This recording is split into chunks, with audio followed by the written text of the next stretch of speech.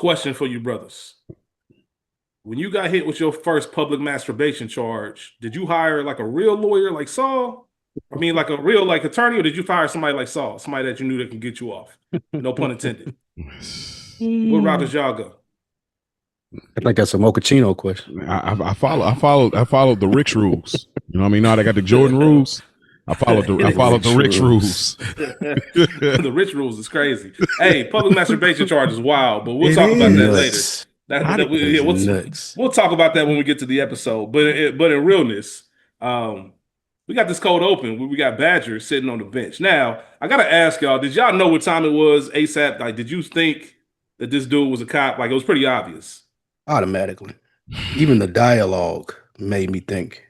Even though they did a good job of spinning it, I'm sure Mo's gonna say that they did a good job of kind of spinning it to where, all right, we know it's obvious you a cop, so let's make Badger not be an idiot and even recognize that he's a cop, but be so dumb that he doesn't trust his intuition and keeps things moving. Like, what were your thoughts when you watched that scene as far as the officer, and what did you think was being set up, Mo? The interesting thing is, the guy, he doesn't look like a cop. Shout out to this actor because for some reason, a lot of his roles I've seen him in, he never seems to fit the bill, but yet he does a great job in what he's in. He smoked Hustle and Flow. I just about to say that, bro.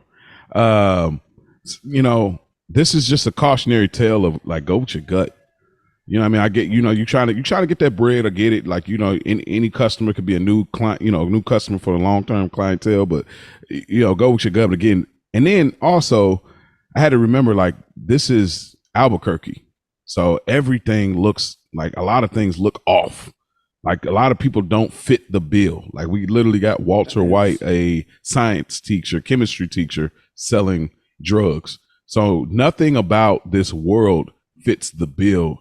If we were in New York, if we were in California, you know, and that's the thing I had to kind of remember, because I'm looking at it like, bruh, I could see how he got swindled, but he should have just, anything that sparked, see, he got him with that Constitution bar, like, but which is crazy, because you know what I mean, made me even more skeptical. Yeah, because it's like, but obviously he don't know anything about the Constitution. Now, you don't have to be the smartest person to know that, like, oh, a cop has to admit.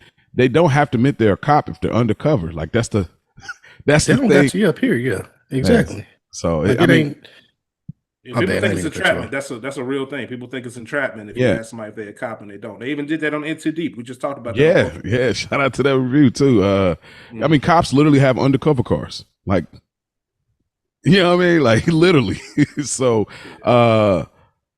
I mean, I really like this. This is obviously much better than last week's cold open, in my opinion. Like, I like keep us in the world. I know that we got some comments about that, but keep us in this world. I mean, obviously the backdrop of Better Call Saul is intentional. And I got some really. Did you see like I know the backdrop on the bench is Better Call Saul, but you see the way the officer set where it said balls? Like, intentionally, just to kind of show you like this dude's not to be taken seriously. If you can't tell by this loud ass park bench, we're just throwing little subtle signs to you. So I wanted to point that out too. What was you gonna say, Spike? I don't want to hog the mic here. You're right. The scene was good. It was better than the rest of the cold openings. My biggest issue was the math. It just don't math. It makes no sense. He's saying 175 14th. That's 10/10 in a gram. This nigga. So let's just listen to this math. Just listen to this math. Let's go. Just listen to this math. 175 14th is 10/10 in a gram. That's 1750 a gram. So it's 28. 17.5 a gram. I don't smoke meth, but that's insane to me. So it's 28 grams. 17.5, yeah, nigga, I said it. Nigga, shout out to Jesus. Yeah. It's 28 grams in an ounce. It means every time they sell an ounce, they're making $49,000. It's 16 ounces in a pound. If you do 16 times 49,000, $784,000 every time they cook a pound of meth. That don't work. On some real shit. Hey, that's what he. On some real shit. No, I just want to say on some real shit, man. I appreciate shit like that. I appreciate a nigga like Spike. Yeah. Like taking a scene like this, because y'all know I'm the one that's usually like catching all the little small stuff, even noticing that park bench like that. But not once have I ever thought about, like, let me see if they math add up. So I appreciate somebody like Spike that's really saying, like, hold on. Let me see what type of nigga. That just shows you what type of nigga Spike is. Yeah. Let me see if this is a numbers guy, information guy. Let me see if this is worth my while. And I'm looking at it like, nah, that shit don't add up. Yeah, and Spike, y'all, just so y'all, if y'all didn't know, this is consistent because we talked a lot about, we talked about luxury a lot in the Good Earners podcast, talking about Sopranos, and Spike was, kind of giving some numbers, or at least some ideas of what the real estate market was like and what we thought maybe Johnny Sack's home was, little Carmine's little home on the water was, and Spike was, on top of that too, as far as the financial situation. So that's consistent. Like I like that. Like you said, like we're all like tracking different things. That's the gold in makes it work. The chemistry of the big three here. So yeah, exactly. So every time they cook a pound of meth, they taking home $384,000 a piece, and I have not seen that on this show anywhere. Bruh. Good call. And look how he dressed. Like, bruh, come on. Right, like come on. We seen them break down to 2 pounds. They wouldn't. $384,000. So I always wondered, like, I never really put the math to it. It stuck out to me this time since we're obviously reviewing it. And when I heard him say 175 a tenth, I ain't even heard heroin prices that high. So if you that's why even dude was like, whoa, shit, this is 2009. Yeah, exactly. This is 2009. That's what's crazy. If anybody wants to dispute what Spike said, all I have to say is please don't incriminate yourself. Your response, all the drug dealers out there listening, please don't incriminate yourself talking about. We would hate to be called for a deposition as our podcast being used for evidence. Yo, that is talking some shit, man. So, yeah. Hey, listen. Hey, matter of fact, hey, if y'all do it, man, that might blow us up. We might be able to quit our jobs after that. We about to be the podcast version of Vlad after that. They're gonna be like, oh man, right? You right? Get jammed up. That's funny. But now, on the one thing I will say before we kind of get into the episode is, this is a prime example of just trusting your gut. I think you said it, Mo. Just trust your gut, because life, in my opinion, is about weighing out the lesser of two evils. Okay. Obviously, you're going to have good days and good moments, but there are going to be moments where you have two evils. You got to choose the lesser of those. Like, he was faced with a choice of, this could be a lick and I can make some money right now, or this dude could be a cop. And I'd rather go with, if the worst case scenario is true, that's how I think things through in my head. Right? Before I make a decision, I think, like, what if the worst case scenario actually is true? It probably isn't, but what if it is? And then I say, you know what? It ain't worth it. Juice ain't worth the squeeze at that point, bro. We in Albuquerque. There's going to be plenty of people rolling through here all day to buy this. Like, I'm not going down just to, and I know you're a cop, bro. I told you a cop. You was about to leave, and I called you back. So just kind of like, you smart, but you dumb. Like, you know enough, but not enough. And that's the one thing I will say, which is why I'm glad these characters. Well, I don't want to go too far ahead, but that's how they couldn't keep. They couldn't keep this up for too long. You can't have Badger and all them being the people out there front lining for you, bro. Just you doing shit like this, it just makes us look bad. Like, even the way you got jammed up is just some idiotic shit. I couldn't see anybody from, like, a real character from, and not the comparison, but a real character from The Wire getting jammed up like this. Bodie would have never got jammed up. Nah. Bodie got himself out of some shit because he knew the cops was lying. Well, Christopher got jammed up like this? Yeah. No, not like He's been around gangsters too long. Yeah. Like, this is too easy. I don't mean Chris from The Wire, by the way. So you talking about Christopher Monsanto? No, I know you're talking about Christopher Monsanto. All right. And to that point that I made. So my bad. Go ahead. No, all I was going to say was, you told us that he was a cop, and that's what really messes it up for you. If any of those characters, Chris, whoever, if they have the suspicion you a cop, they're going to go with what I said, the lesser of two evils. I'm believing you a cop now, even if you ain't. You a cop in my head. You're not about to get me. That's just what we doing. Yeah, I mean, he ain't Jay Reed. Tied it back. Nah, he ain't Jay Reed. He ain't Jay Reed. Cop Jay Reed. Hey, listen, Rich over here, he Terrence Howard from Get Rich or Die Trying. You know what I mean? Even when I thought wrong, I still was. Yeah, even when I'm wrong, I'm still right. That's real shit, though. Yeah. What you about to say, Spike? Even after he gave him that price, if he agreed to pay, because they wasn't over there selling it for that price to them other junkies. So even when he agreed to pay $175 for a tenth, he should have knew he was a policeman. I thought that's why he said that price. That I think The Wire, and even the even him trying to think of methods of how you can prove you're not a cop. Like, if I got to do all that, bro, just go on about your business. I'm not doing it. Yeah, like go fight that dude across the street and nah, bro, get the fuck on. Yeah, get the fuck on. Another day. Yeah, that's crazy. That's crazy. Like this wouldn't have happened to the Mexican homie. Cool, Crazy 8 or Combo. Emilio? Combo. Like obviously Combo is the best of the three. I even think Stinky Pete probably wouldn't even got this, which is crazy because he got robbed by some junkies. It would have taken more work, but he would have got there. It depends on how patient the cop would have been. Okay. Like I think Stinky Pete, I don't think he would have turned dude around when the cop was leaving. Stinky Pete wouldn't have turned him back and said I was just playing. Yeah. But if the cop stayed there and kind of kept trying to convince him, I think Stinky Pete would have went. Well, see, here's the thing, real quick, and I know we're about to get out of the cold. Stinky Pete did time. So I think again, I'm not saying he's a genius in any form or fashion, but he understands the repercussions and possibilities. He got robbed by some junkies, but he was slipping. That's one thing versus like having the hunch that somebody's a cop. So I do think Stinky Pete possibly could have got past this just thinking that. Just because he did time, and I don't remember what we found out he got time for, obviously, when he knew Tuco or whatever, but probably public masturbation. Maybe so. Fucking loser. I think that's a good way to get into the episode.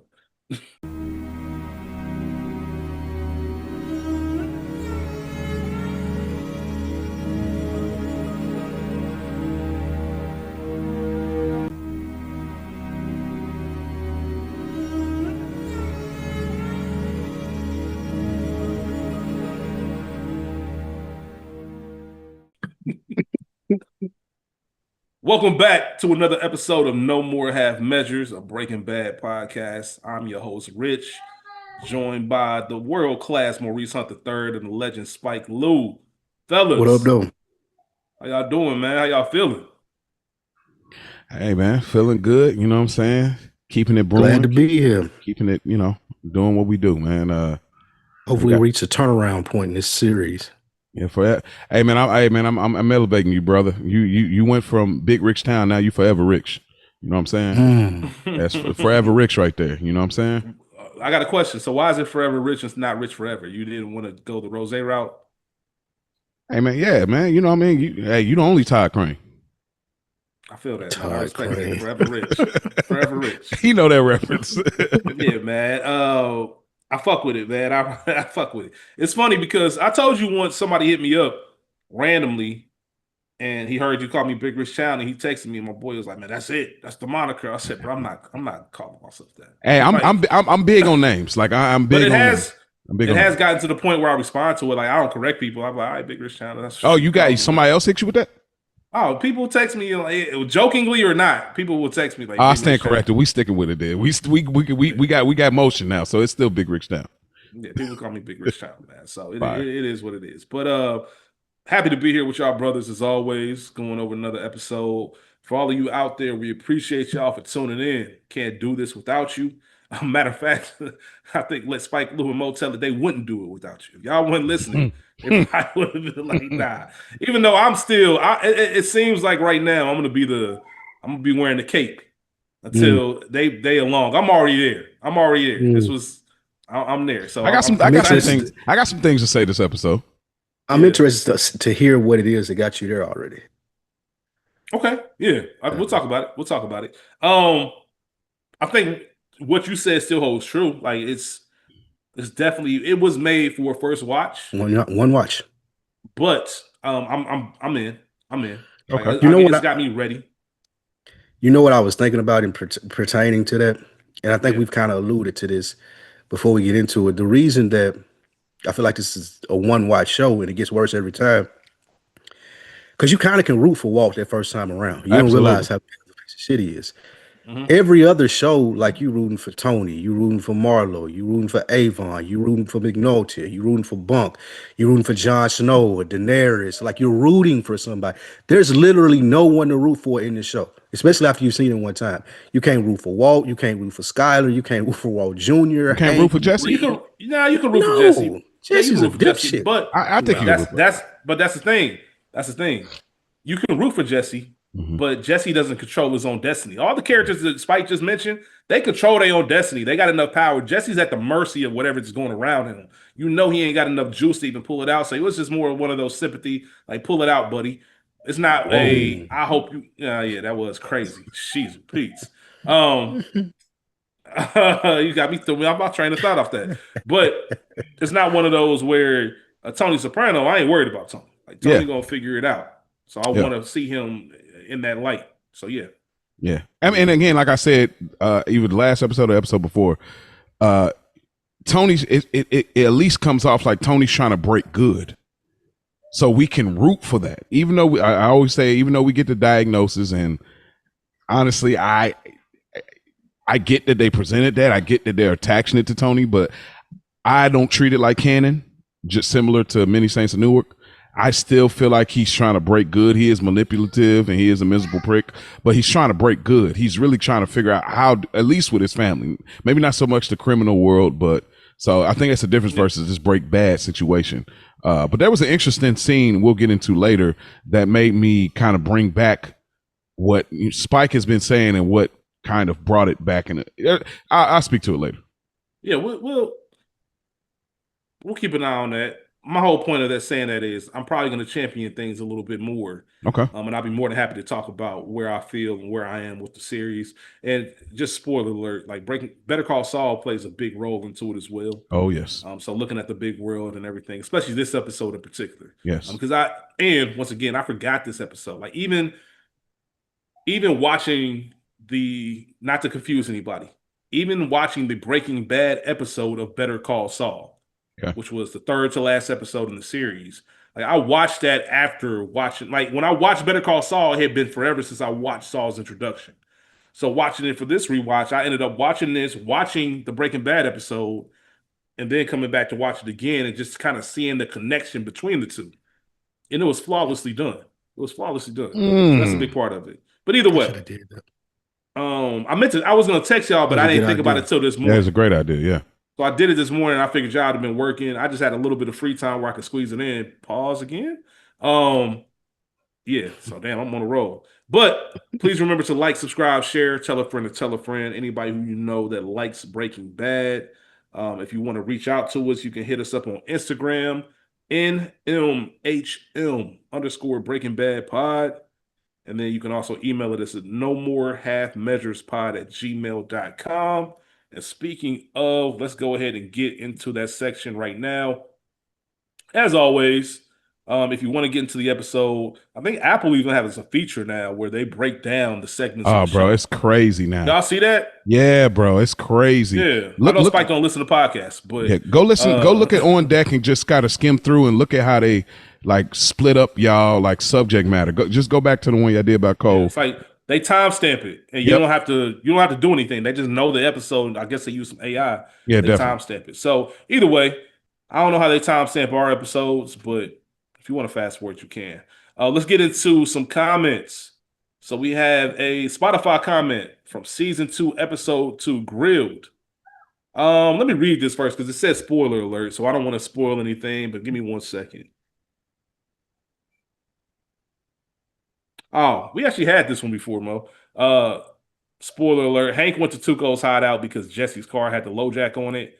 Hank mentioned that the LoJack or the lowrider probably had a sophisticated alarm. I think we already mentioned that in another episode. So shout out to, I think that was CME Ball 27.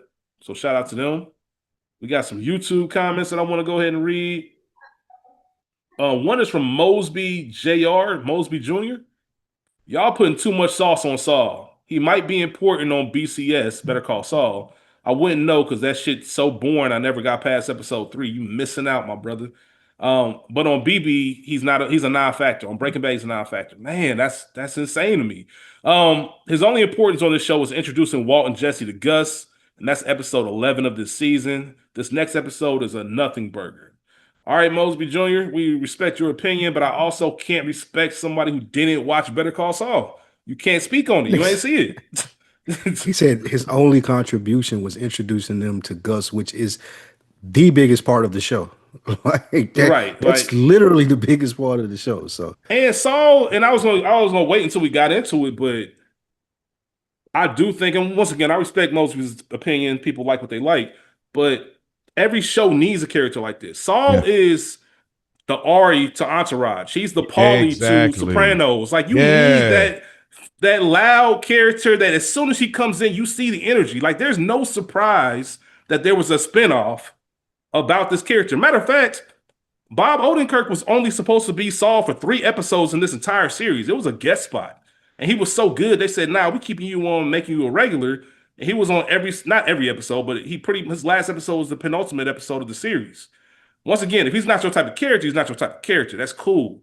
But he is an important part. Matter of fact, for me, if there was no Saul Goodman, I would have backed out of this show too. Hey, listen. Like, you get what I'm saying? He brings, you can feel the energy. There's such a change of pace. This episode alone, there's such a different pace. Yes. Even when he enters the world. So that's my thing. I can't do that to Saul. And if you go watch, that's the rub. I know you haven't seen Better Call Saul. It is slow. I will agree. All three of us have said it's a slow burn. Yep. I said it last week. It's the best show I never want to talk about. But that doesn't mean that it's not a great show to watch, especially if you like the details and character development, dialogue, storyline, everything. And the way they tie in both of these worlds, I think is incredible. And learning more, knowing about Jimmy McGill, makes this that much better. Like, I think really that's going to make this rewatch that much better for me. Yep. So I'm saying that as somebody who's watched Better Call Saul, but Mosby, you got it. All right, we got RL Smith 6625. While the cold open was disliked by you guys, the cold open was an example of a corrido. If I'm saying that correctly, hopefully. Corridos are Mexican songs that are all about storytelling, most of the time about myths and legends. This is why the lyrics of the song paint as a larger-than-life figure, bigger than a normal man, the Song of Heisenberg. I think it fits into this episode as the rumors about Heisenberg begin to take off, and Walter discovers the power and safety in his alter ego. I'm not saying this makes the opening better, but I see what they may have been trying to do. The next thing is, you guys are right about Hank's lack of Spanish being a liability for him in the field. If he is a special agent in a border town, he is learning rudimentary Spanish within the first 2 years of his employment. If he doesn't, he is not going to have insight into the culture and be able to have conversations with people in his community, and there's going to be no trust at all. He would be a desk agent reviewing cases in reality, or be under Gomez. Pause. He said pause, not me. So shout out to RL for pausing himself. Lastly, Better Call Saul is definitely not a show that can really be talked about on a per episode basis. Funny, we just talked about that. But I think it would be interesting to have a one-off discussion about Better Call Saul.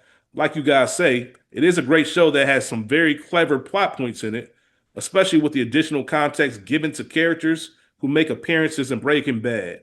It is a slow burn, character-driven show that has great payoffs along the journey. Yeah, and that's a great, and shout out to RL, that was a great email. That's another thing for anybody who's watched Better Call Saul or hasn't watched it, excuse me. I'm not going to be the one to tell you to watch it and you're going to love it. I'm just going to say watch it. It's great for character development. I don't want to build up any hype, because if you an action, like power type of big moments type of person, it's not your show. Yeah. And there's nothing that's going to be to change it. It doesn't matter how good the characters are, how good the dialogue is, how good the storylines are, how good the plot is. If that's not your lane, you'll never like it, no matter, regardless of what we say. Yeah, so watch it at your own caution, but it is good if you are into that stuff. If you like Breaking Bad, you'll like Better Call Saul. I don't even know if I can say that. I think so. I don't even know if I can say that. They're both slow paced. They both have moments of great dialogue. They both have great action moments. We can't say they don't. Like, people think, oh, Better Call Saul, nothing happened. No, it does. When you start getting Lalo Salamanca, when you start, that's season 4. Lalo don't come till season 4. Okay, a lot of it is nostalgia. Even before that, you still got Mike. You know what I'm saying? There's some interesting things happening with Mike. There's some interesting things happening with character we haven't mentioned, Gus. You know what I mean? Like, there's still interesting things if you like Breaking Bad. Like, I feel like the formula. Well, that's. I'm not. If you don't like Breaking Bad, you won't like that. That's why I attack you. If you don't like Breaking Bad, you won't like Better Call Saul. If you like Breaking Bad, you'll like Better Call Saul. Here's the caveat I'll say to that. Better Call Saul is good to you or is better to you because you get background information on characters that you really love from this show. They picked the perfect characters to kind of take into the spinoff. And then they added Kim. It just kind of worked. Yep. It worked. Like Mike and Saul alone, I could just watch a show about them. Like, and that's kind of what they did. I think Saul is a more cohesive story. It is slow, but the story is way more cohesive. You're way more, like, it's just more thought out than this is. This is kind of like, especially looking at these episodes, like reviewing it now, this is kind of surface level as to where Saul like it gets in the like weeds or shit. And you're like, oh shit. Like some shit don't pay off for 2-3 seasons. Yeah. And that's what makes it great to me. But I could also understand someone liking Breaking Bad and not liking Saul too. I could understand. Yeah, 100%. If you I wouldn't recommend it to anybody like Rich said, but if you do like good TV, like I was just talking to somebody, we were talking about M Extra, and he was saying how he didn't remember. And then I said, like, nah, just rewatch it. And then he texted me today, he's like, just a masterpiece. This is a masterpiece. Yeah. Like, it's actually like, once you get to the ending, like the end of it, like where they went to get to that story at the end was fucking amazing. They shouldn't have been able to pull it off. No, it shouldn't have made sense. And it shouldn't have made Spike's sense. point, to Spike, it's really the flip of this. You know, Spike always says this show gets worse as you watch it. Better Call Saul gets better each time you watch it. Every time you watch it. Like, and that's just a fact. But they did have the benefit of taking all this stuff from this show and being able to build on it. And I think that's why. And they were just more intricate and detailed and everything else. But all right. We have one more comment that I want to read before we get to some other emails. This is from Tay Santana, AVD. I'm sure that stands for Avondale because I know you're from Cincinnati. Let me know, Tay, if that's AVDs for Avondale. I don't know. Been watching every episode, fellas. I really enjoyed the conversation and outlook on each scene. Y'all my guys. Who they rich? Next season ours. Hell yeah, it is, man. P.S. Fuck Flynn. All right. Shout out to Flynn. Or not. Right. He said, I know that's right. You like that, Spike? Next season ours, man. No, I didn't even hear that part. We got a comment from our guy Kiori on YouTube about our last episode. Yeah, episode 7. The cold opening of this episode hit different after Bad Bunny's halftime show. I know that this pod was recorded. Y'all niggas. I know that this pod was recorded before that performance, but the song hits more for me now. The cold opening song added something Breaking Bad lacks and what Sopranos have plenty of: culture. It's a great point. That's why it feels that Good Earners is the black perspective of a TV show, and No More Half Measures is a great dissection of a TV show to me. Y'all had more to go off of when it came to culture on Sopranos, and that's no knock on y'all. That's just how these shows are just built different. No offense taken, because I understand exactly what you mean. That's really insightful, Kiori. That's a really good point. And also, damn, who said that? Really good. It's a great point. It is about culture. Going back to R.L. Smith, he was talking about the corridos. I wonder if that's what. And write us in and let us know. I know you'll know this, Spike. In No Country for Old Men, once you reach that hour mark and he over the border, and they got the band singing over him. I wonder if that's an example of that. So if you've seen No More Half Measures, RL, let me know. Like, just singing songs and just these tales and all that stuff. So that's just very No Country for Old Men. No Country for Old Men. Yeah, No Country for Old Men. Yeah, man, classic. And then of course they did it in Narcos. Yeah. They did it in Narcos Mexico. As well. I'm gonna double down. I as much as like, hey, this is something. This is an interesting take. Nah. Fair enough. We got shout out to Monica Goldberg. Yeah. She ended up reaching out to us, emailed us. I know she's been doing some work with Mo over there on Good Earners on that feed, but she wrote an email saying Skylar's work-life balance. Greetings, gentlemen. So great to finally be emailing in response to the new show. I've tried to watch it several times, but never stuck it out until now. A major addition to my pop culture literacy and delight on Monday mornings. So thank you.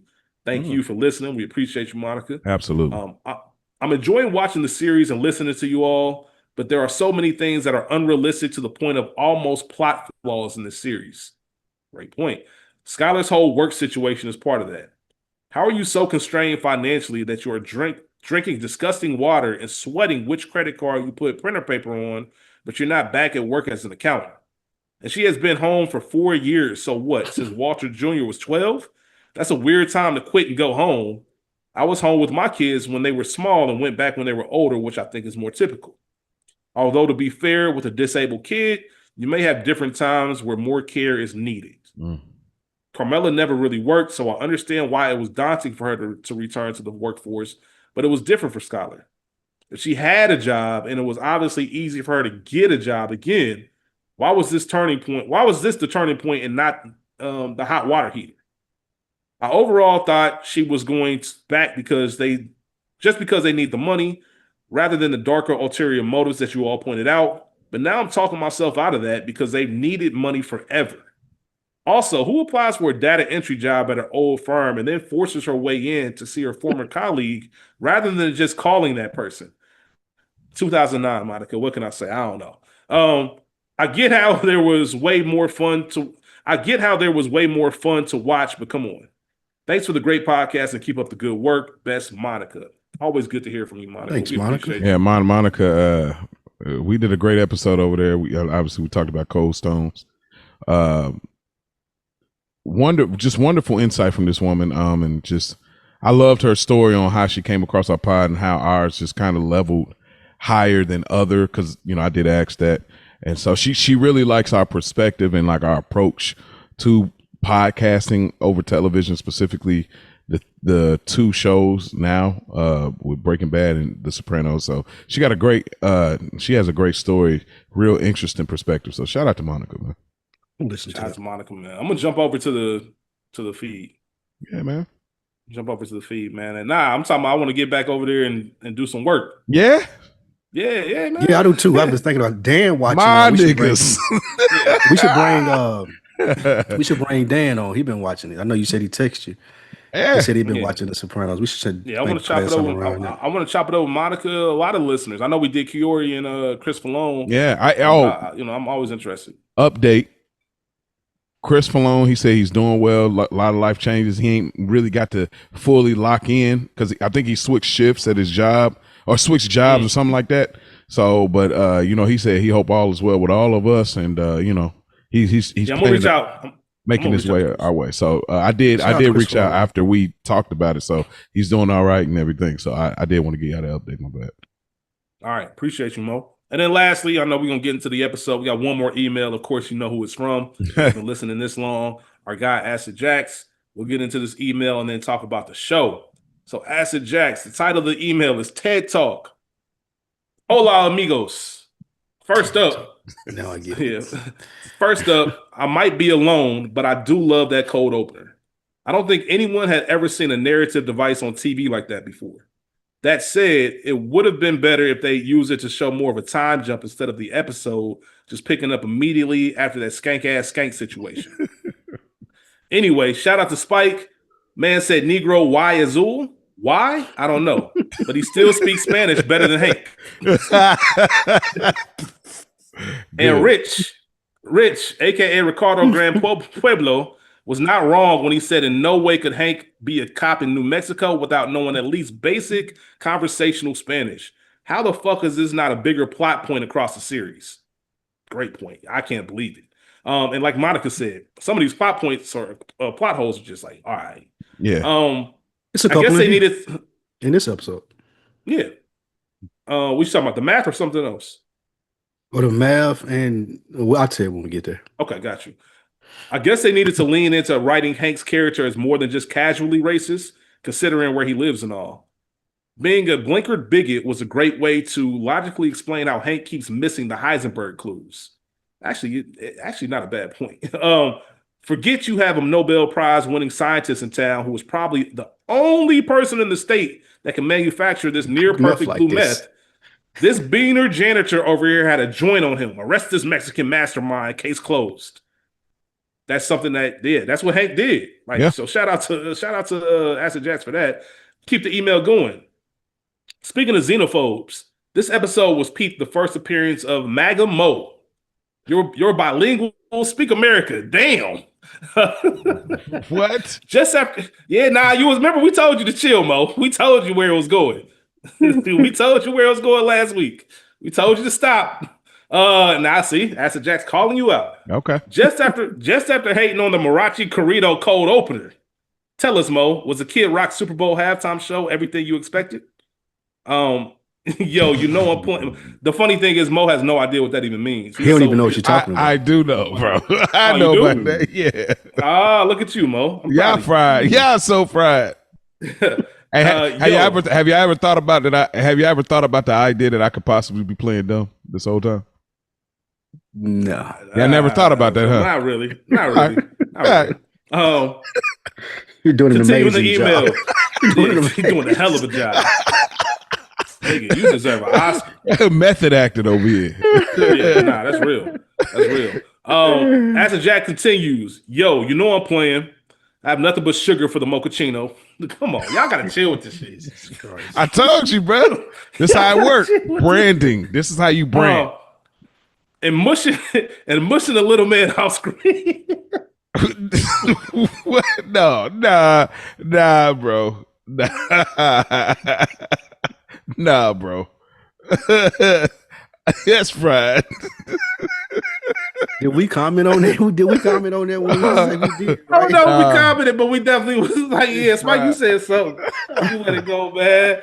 My estimation of Mo as a parent just fucking skyrocketed. It's just man. Stop watching the YouTube videos. Listen to the pod. Don't watch it. What Tony say to Janice? What Tony say? I wonder what Harpo's eating his Sunday dinner. All right, hold on, man. This nigga cooking. Yeah. Speaking of respect, I'm glad to report it won't be me that gets this pod canceled. Welcome back, Spike Lou. Putting Walt Jr. on the table to measure him was just nasty. I love it. Whoa. Side note, I didn't say that. You said I don't know that. what you're talking about. I didn't say that. That was you, Spike. That was you, Spike. Side note, Mo, I see you on the GameCube Nintendo drop. Shout out Slim Thug and Switcher House. RIP Michael 5,000 watts. That's 100% correct. Shout out to Michael 5,000 watts. RIP. Straight up. RIP to a legend. on to the main event. When it comes to Ted and Skyler, you hate to see it, but there is more chemistry here than anything cooking in the Winnebago. When Ted tells Skyler he's separated from his wife, Skyler looks at him like Tony peeping Connie at Barone Sanitation. Oh, yeah? You know, right now, Skyler's drier than that 50th birthday veggie bacon. Shit. When your wife slick throw on the makeup and low cut for Saturday working, fellas, that only ends one way. It's hard to feel for the character of Walt in this show, but that motherfucker's gonna get played more than the new J. Cole during overnight shift at every Amazon packing plant in America. Hey, facts. I don't wanna put too much sauce on it. I'm sure Ted will do that. But let's just say they might want to test that baby for brain damage. Golly. Time out. Time out. I don't know where the theory that Ted is somehow involved in Walt Jr. Good genes, shake my head. When it comes to Flynn's attitude, it's clear Walt Jr. is the result of a bad batch of Heisensperm. So that's my chemical reactions. I'm also looking forward to the series taking off from here. I don't remember from now how they get to the season finale, but from what I recall, they really stick the landing. Wait, never mind. Tranquillo, Antonio El Acid Jax. Hey man, put that one. Yo, Chef's kiss. Chef's kiss. Just in case I speak Spanish too. No notes, Acid Jack. That's amazing. Hey, shout out to Jay. No notes. Appreciate it. That's your man's right there. Don't get mad because he called you out for mushing your little boy, man. He called you out. And for being Magamo. Magamo. I'm a black man, okay? I'm a black. Reveal your identity, Acid Jack. We're getting into the episode now. So we got the Saul Goodman commercial. You know, the low budget, cheap. Every city has a lawyer like this. Intro. You said what? Intro. Oh, you're right. Damn, you're right. Season 2, episode 8. Thank you, Spike Lee. I'm glad to see you paying attention this week. There will be spoilers and explicit content. Better Call Saul is the name of the episode, not to be confused with the series. Premiered April 26, 2009. Directed by Terry McDonough. written by Peter Gold. The show is currently streaming on Netflix. One of the best parts of the show. Spike Lee, you got a synopsis for us? I have a synopsis for Better Call Saul, like you said, season 2, episode 9. In this episode, Badger gets into episode 8. In this episode, Badger gets into a jam, and Walt and Jesse have to find the perfect representation after some negotiating with him. Joan and Jesse are growing closer. They even buy a bed. Skylar is working on Saturdays, and no, that doesn't seem strange at all. And Hank may be suffering from PTSD. This is season 2, episode 8, entitled Better Call Saul. All right, man. I appreciate you for stopping me from getting too far into the episode. But we do see the Saul Goodman commercial on Jesse's TV. Low budget, cheap. As I mentioned, every city got an attorney like this. Mm-hmm. Ambulance chasers, as they call them. Just the slime ball type of attorney. Cincinnati is Blake Maislin. The 444 commercials and all that. I'm sure y'all got them. Yeah, Bart like every city got them. Every city got a Saul. But we see Jane and Jesse on the floor after getting it in. Which my first question was, why the fuck y'all ain't go next door and get in the bed? But that's neither here nor there. Jesse wants her house. Yeah, that's is this directly like the last episode ended with them holding hands? Is this directly the day after? I thought it was the same night. Shit. Yeah, it might be. That's what I'm saying. Like, I mean, like that's what I'm saying. Same night going the next day. Are we to assume? That's what I thought. It could be. We Jesse wants to smoke some bud. Jane said she can smell it. He asks if she wants to spark up with him. I mean, we see the mood shift a little bit, changes. And he notices as well, asks if they good, and she shows her recovery coin, 18 months sober. Mm-hmm. They have a conversation about that. What do we think about this interaction? First of all, Jesse's out here having a functional relationship with an adult, like a real romantic interest. So that's impressive. And then we also get Jane realizing that, or revealing that she's 18 months sober. And we know Jesse uses drugs. So what are y'all thinking when we get deeper into this Jane and Jesse relationship? I had a couple of things. Go ahead, Spike. I'll go after you. It ain't gonna work. Yeah, like her trying to battle her sobriety and dating Jesse not gonna work because he's not gonna stop using. I don't think any time that I've looked at this that I've ever, well, of course, I mean, the first time that I looked at this, I didn't think that like she was gonna change Jesse. I thought worst case scenario would her starting to use with Jesse. So I think this was a good like foreshadowing for what's going to happen next. I'm gonna get my Stretch Armstrong on here again. So when we see the Saul commercial transitioning into the bedroom scene, right before we see the two chairs, right? But one of the chairs is leaned down, right? If you go back to the last episode, Jesse was on the left and she was on the right. So her chair is the chair that was leaned down. His chair is still standing. It's a little foreshadowing there without putting spoilers there. Y'all catch that? I'm sure that's purposeful. I got you. Now that you're explaining it, I'm sure that's purposeful. Yeah. By like they do shit like that. Yeah. So I realized I never caught that. I said, oh damn. And then also, go ahead. No, I was gonna say last episode, the title of the episode, Black and Blue. There's some. If you want to go that deep into the bag, then there's some other stuff that comes up later in the season as well that I won't talk about because it's a big spoiler.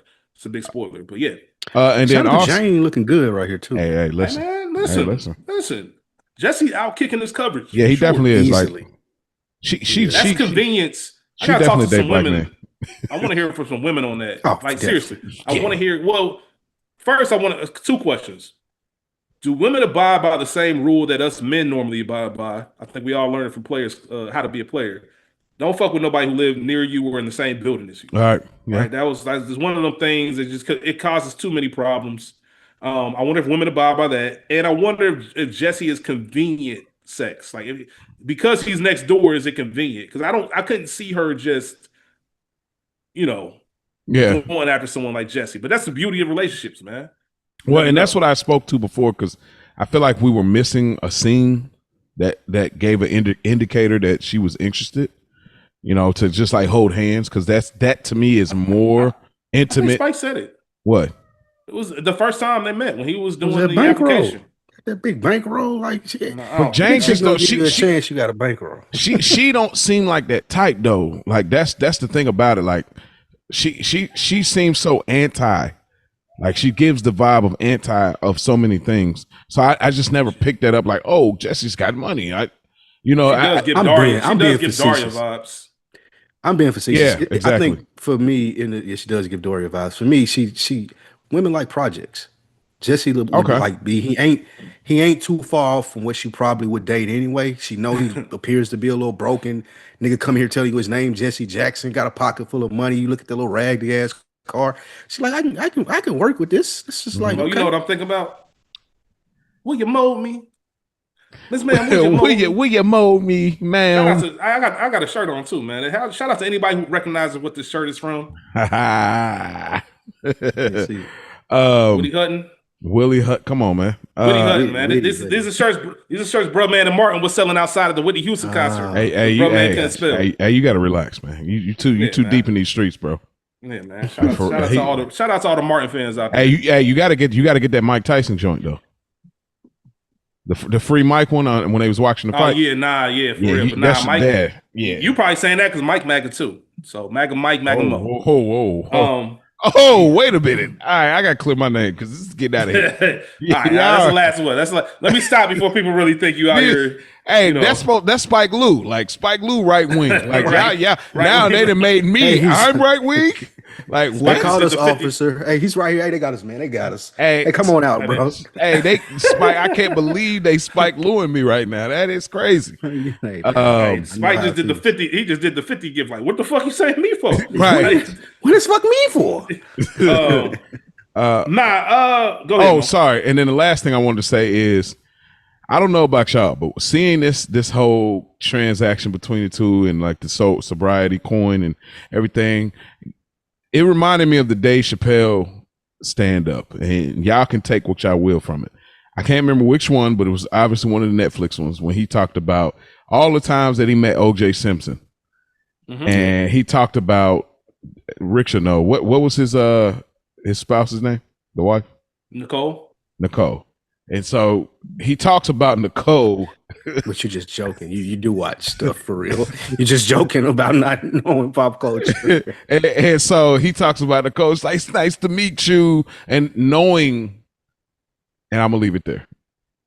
Yeah. I don't know where you're going with that, but we're gonna move on to the next scene. Y'all know where I'm going. I'm trying not to spoil. I did, but I'm just, I'm trying to make. I see what the type of episode this is. Okay, all right. We at home. We at home with the Whites. We're at home with the Whites, and it's Saturday morning. Kids supposed to be eating cereal, watching cartoons, but Walt Jr. is asleep, and Skylar is up getting ready for work. Walt's having this morning coffee, just trying to figure out, like, damn, is this a normal thing that's going to be going on all the time? And Skylar's like, you know how it used to be, end of the quarter, we got to get some stuff done. And then Walt kind of staring at Skylar. She's to the point where she's, a little bit insecure about it. She holding her stomach. He's like, nah, you just look good, that's all. You don't even get casual Saturday? Now, listen, fellas, I'm going to tell you right now, there's only one way to do this. You got to take your girl in that room. You got to make her late for work. Facts. That mean with the Barbie with the hair messed up, you got to do that to her. I'm dicking her down. Absolutely. You got me fucked up. I don't know what's going on, but something going on. Yeah. You ain't even go to the room. You can bend her over the couch right there. I'm avocado her. Straight avocado action. Except for she's going to have consent. She's going to have consent. But yeah, it ain't going to be forced. It's going to be just forceful. Yeah, I'm making a point. Yeah, I am a force. So Kaori brings up a good point, and there's two things that makes it seem so funny to me now. Kaori bringing up that point about like there were culture and stuff in The Sopranos, so we relate to it and talk about how being black was compared to that. When I tell you this shit right here would have never happened in a black man's house where your wife getting dressed up to go to work on Saturday, you got me fucked up. There may have been an attempt, but it wouldn't have been this peaceful. It ain't no like you putting on that shit to go work on a Saturday. Just you, bitches, who is you playing with? In a Spanish house, this wouldn't exist. Right. Any other In a culture. lot of That's why places. Any what other Kiori culture. said. That's why what Kiori said makes sense. This is only white culture, and no other culture is just going down. Not even in Tony's house. But I also been watching the Dirty D, and I'm just imagining the conversation that would have happened if, if one of them Listen. Yeah. characters tried to pull like, bitch, where's you go? Like, man, if Yeah. you What go, do you think Brick? What do you think Brick would have said? man, Change. Change. man, Brick Change. wouldn't have let that man Brick. How much you making today? Like, man, we can Change go and cancel this little shit clothes out right now. and go. Yeah. Like, how much you making today? We can go and Yeah. cancel this. I ran into a little money. If I walk, like that's how we handling this. If you can't handle it no other way, you know what? I forgot to tell you about this lotto scratch out, man. I just hit for 2,000 here. You ain't even got to You go to gotta work do this. today. You ain't got to work. You ain't got to work. That shit. I hit that shit for like 50K. We Yeah, stop good. playing We with me, got you man. settled. Like we good. That. But I said it last week. We talked about it briefly. Let's go. It's Walt's doing. Walt built up this whole world of lies that she really think I got to go to work to help the family, and it just so happens that there's somebody that I fuck with here at this job. So now you done pushed her into someone else, and you know Yeah, we'll see how that plays out. And you know, and the crazy part is like, and I don't think Walt is thinking like this, but if I'm Walt, I'm thinking like this. Even though she's like putting on that, like she's definitely putting on that drip. It's like anything to get you further away from my lies. I gotta let you have this. And anybody that's been in a relationship, you know, like I gotta let you have. I gotta let you have this. You know what I mean? He wants to like be controlling because that's who Walt is. He's egotistical, but I gotta let her have this. If it gets You her, make a good point. if this gets her further away from me lying flat out around in my shit. bruh, I gotta let her have it. You know what I mean? You make a great point, and I agree with you. It's just interesting to watch it. That dynamic mixed in with our male ego and male pride. Absolutely. Like, yeah, I know this is good, but there's something about me sitting here watching you with the low cut top on, excited to go to work on a Saturday morning, and Bro. I'm trying to figure out like what the fuck is going on. Like, part of it is like, damn, this is actually good for me for you to be going, but also, what the fuck you got going on? Yeah, like I'm you about to getting come up sexy there. pregnant is crazy. Yeah, I'm like coming know, up there for hey, lunch. you know when your girl putting that shit on too. Like Yeah, you know yeah. the difference between a Saturday work day, a store run, a mall run, and I'm trying to like I'm stepping out.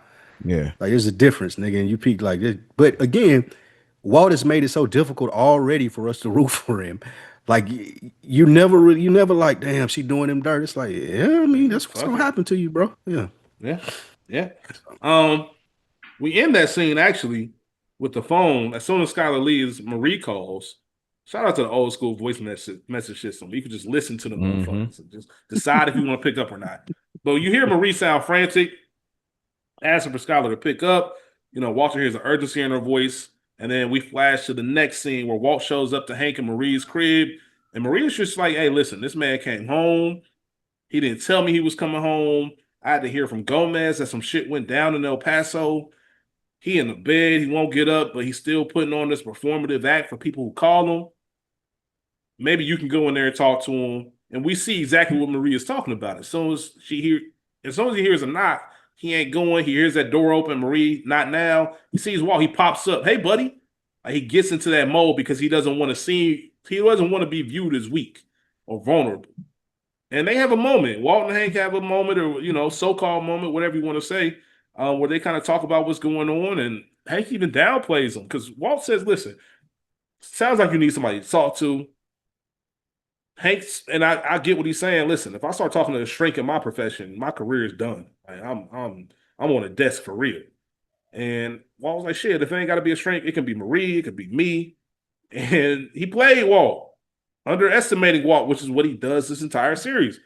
You don't have any kind of experience. Like, there's no way you can understand what I'm going through. And Walt makes up some bullshit about, yeah, he does, and yada, yada, yada. But I don't think it resonated with Hank. What did y'all think? What did y'all think about this conversation? And do you think that Walt's, rally speech even resonated with Hank? Or was it one ear out the other? You on mute.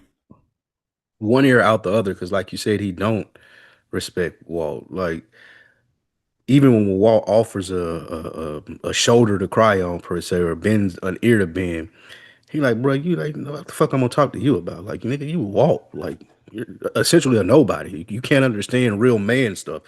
is essentially what he was telling him. I think he was just placating Walt like he did. Well, he ain't even doing it with Marie, but he was just placating him so he would shut up and leave him alone, and he could get back to being depressed and by himself. So, I disagree. I didn't see that at all. I think the fact that Walt made a good point.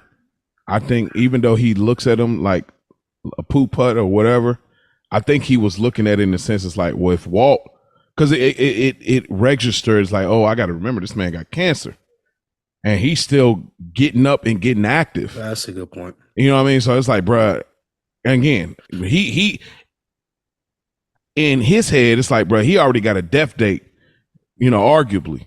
So it's like, bruh, if he's still walking around and he talking to me like that, what am I about? You know what I'm saying? So I do think that it registered. Not so much that, oh, Walt was an inspiration, but more so it's like how I feel about myself and how I look at Walt. And if Walt could come and say this type of thing, like, bro, I could do this, which I think spawned him getting back to the office, going back and, obviously putting the act on, dealing with what he did when we get there. So I think because he had follow-ups when Walt was talking. And that's what made me feel like, okay, if it didn't register, he would have like, all right, yeah, I appreciate you stopping by and let him go. But instead, he had some follow-ups to just kind of, piece it together like he needs to in his world. So, but yeah, that shout out to Walt in the sense that not letting his ego get the best of him in this moment, because we seen his ego get the best of him in the last episode when he was talking about, I forgot who he was talking about in history about somebody being overlooked, or I can't remember what the person was, but I'm talking about the dude that gave up the company. Was on yeah. So and he let his emotions come out, but right here he could have easily let it come out. As far as like, bro, you stop playing with me. Like I literally had to kill Crazy 8 in my basement. Like I literally had. Say that. I know, but I literally almost could have died from Tuco. Like I really been through it for real. But like he didn't let his ego come out in a way that was subliminal. So shout out to him for like, keeping that on wax. But I don't see it the same. I think it did influence him in this sense. We're not gonna get a ton of these, but I think in this moment, I think it did influence him. Interesting. Make a nice point. Yeah, make a good point. We get Walt after he leaves there. I'm assuming he's with Jesse at Jesse's house. They're getting the count right. They got a money machine. Things are looking good, but they are 3,000 short. Spike, did the math add up? Hell no. They're 3,000. You selling teams for 175 and you counting out 10 racks, nigga? Where the money at? Yeah, I think they ended up with like 44 each or something like that. But they didn't know. They didn't know what he was selling for at that moment. The price is the price, like they said. He let Jesse let them know what to like. So I'm going all the way back to when he first came to them and told them, "This is how much I want for a zip. This is how much you gonna make off of it. This is how much I'm gonna make off." That number wasn't nowhere near the 175 a tenth that Badger was spewing out. Right. So go ahead, Mom. My bad. No, that's what I'm saying. So they don't know that, like, they're fully supplied. But I don't. They didn't know that, like, if Badger I'm sorry. I was joking about the numbers because I just saw the look on your face as you was really about to get into it, and I was just talking shit. Oh, okay. All right. We'll yeah, continue. I was talking shit. I saw that look in your eye. I was like, hold on, man. Mo about to take us down one of them paths. Yeah, they just need Badgers 3,000. That's all. That's all. They just need Badgers 3,000. No doubt. To get up even. And obviously this is the second time that Jesse was short during the count. So, bro, what you got going on? You not they pal. Call that motherfucker. So, this mean he gonna do it all nighter. He can sleep after he pay us, which I understand, Walt. Like, that's some real shit. This is how this works. And Jesse starts making some calls. He's trying to put on for Walt, make it seem like he's the boss, and finds out that Badger's been locked up. So not a ton going on in this scene, but we do know Badger has been picked up. Any thoughts on it? Price of doing business. Yeah, I really in real time laughed, bro. Like, just because I felt where Jesse was coming from. You just had your homie like get robbed by some junkies. Then your story was messed up when you were supposed to, go get the junkies, get your money or your product back. And then now you hear this, like the frustration of knowing that you got to go tell this person you messed up. Like it's like being at work and you know you made a tremendous mistake, and now you gotta go tell him. Like I see that his face was like, oh, you know. I mean, he did what he was supposed to do, but like I felt him in the sense it's like, damn. Even though it's like, bro, if I'm handling the street side of this, like you got to relax. You ain't had no prospects, you know what I'm saying? But in that sense, and Jesse comes from a background of being people being disappointed in him. So I felt him like in that moment. You know what I mean? He was already on the high. He got Jane. You know, things are moving. They're making money.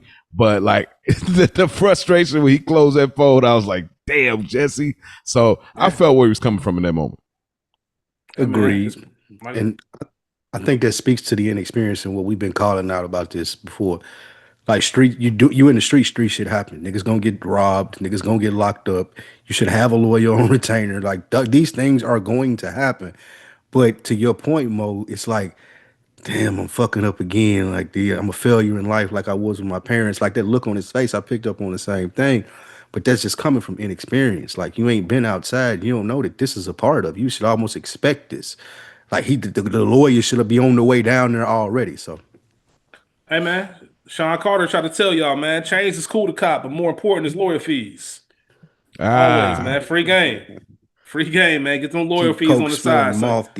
Hey man, come on, that's one of my favorite J songs. All right, so we actually have Hank back home at the Albuquerque office. We know the shit that went down in episode 7. So we know what was going on in El Paso. And we even see like a minor panic attack before he enters the office. And when he does, was he on the elevator again? Is there something significant about these elevators and the panic attacks happening? Told you. Told us. I told y'all, man. Go back, man. Look at him. Look at him. Look at the smile on this nigga face. Look at him. Hey, what I tell y'all, man? Elevator. It's a box. Yeah. See, here's how I know I was just playing. Nah, shout out to you, Mo. When Mo right, you got to give him his credit. But he back on the Albuquerque office, and this is what we expect from Hank. We've seen a few occasions of this where he's never going to be the open and vulnerable Hank. He is going to play it cool. He's going to be the big shot.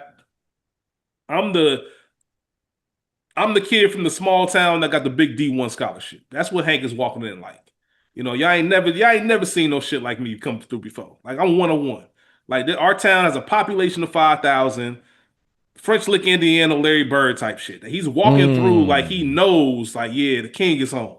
Like he's slapping hands, everybody rooting him on. They have no idea this nigga's a poop hut. Yeah. Like, nigga, you was out here on some other shit when you was at Albuquerque. Nobody really knows why you back. It just makes it seem like you dropping in and whatnot. But quick question. Yeah. He alluded to it when he was talking to Walt. Did y'all pick up the El Paso office thought that he may have been working with the cartel?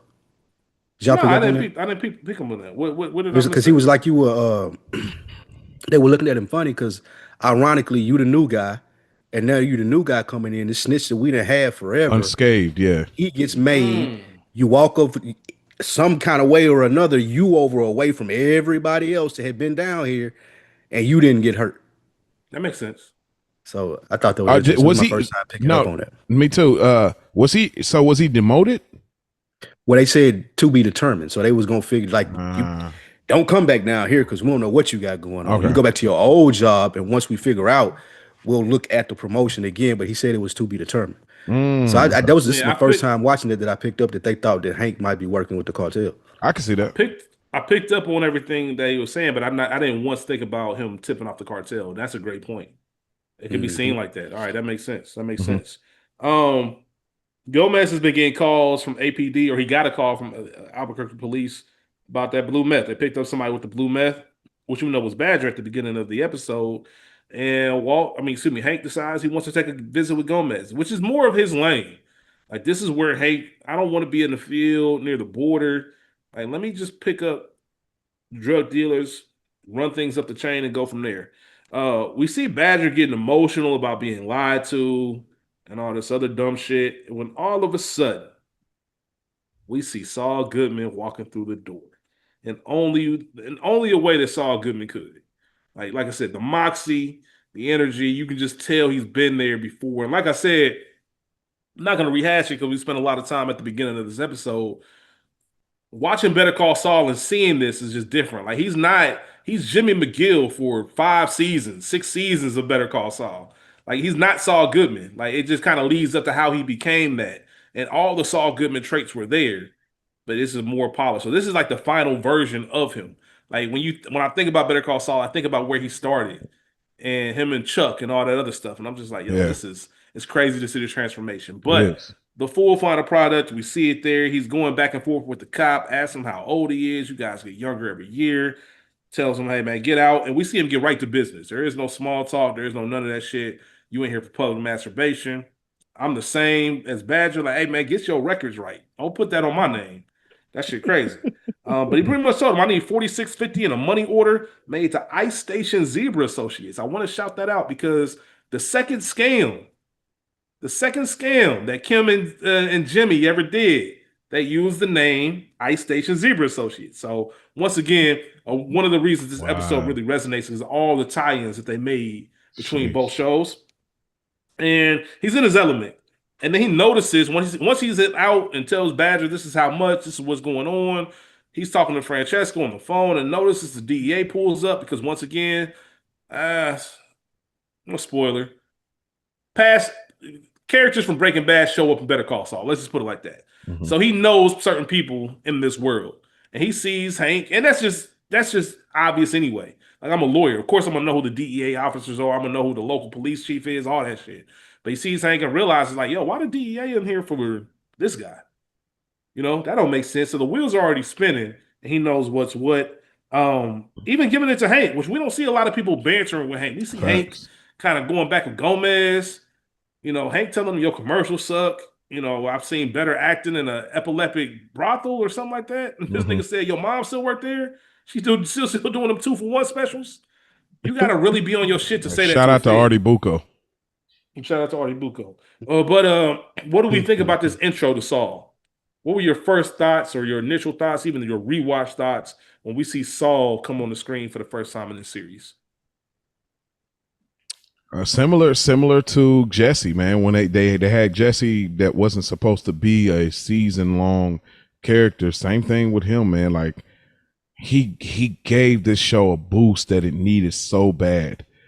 This is by far the best episode post Tuco. So he came in, just brought the energy and intrigue, and every part that he played in all of the different scenes just brought such a flavor to this. Because before that, we're watching these episodes and doing reviews, and it's the potato salad with raisins in it. You know what I mean? But when he comes through, it's like, all right, he brought a little hot sauce.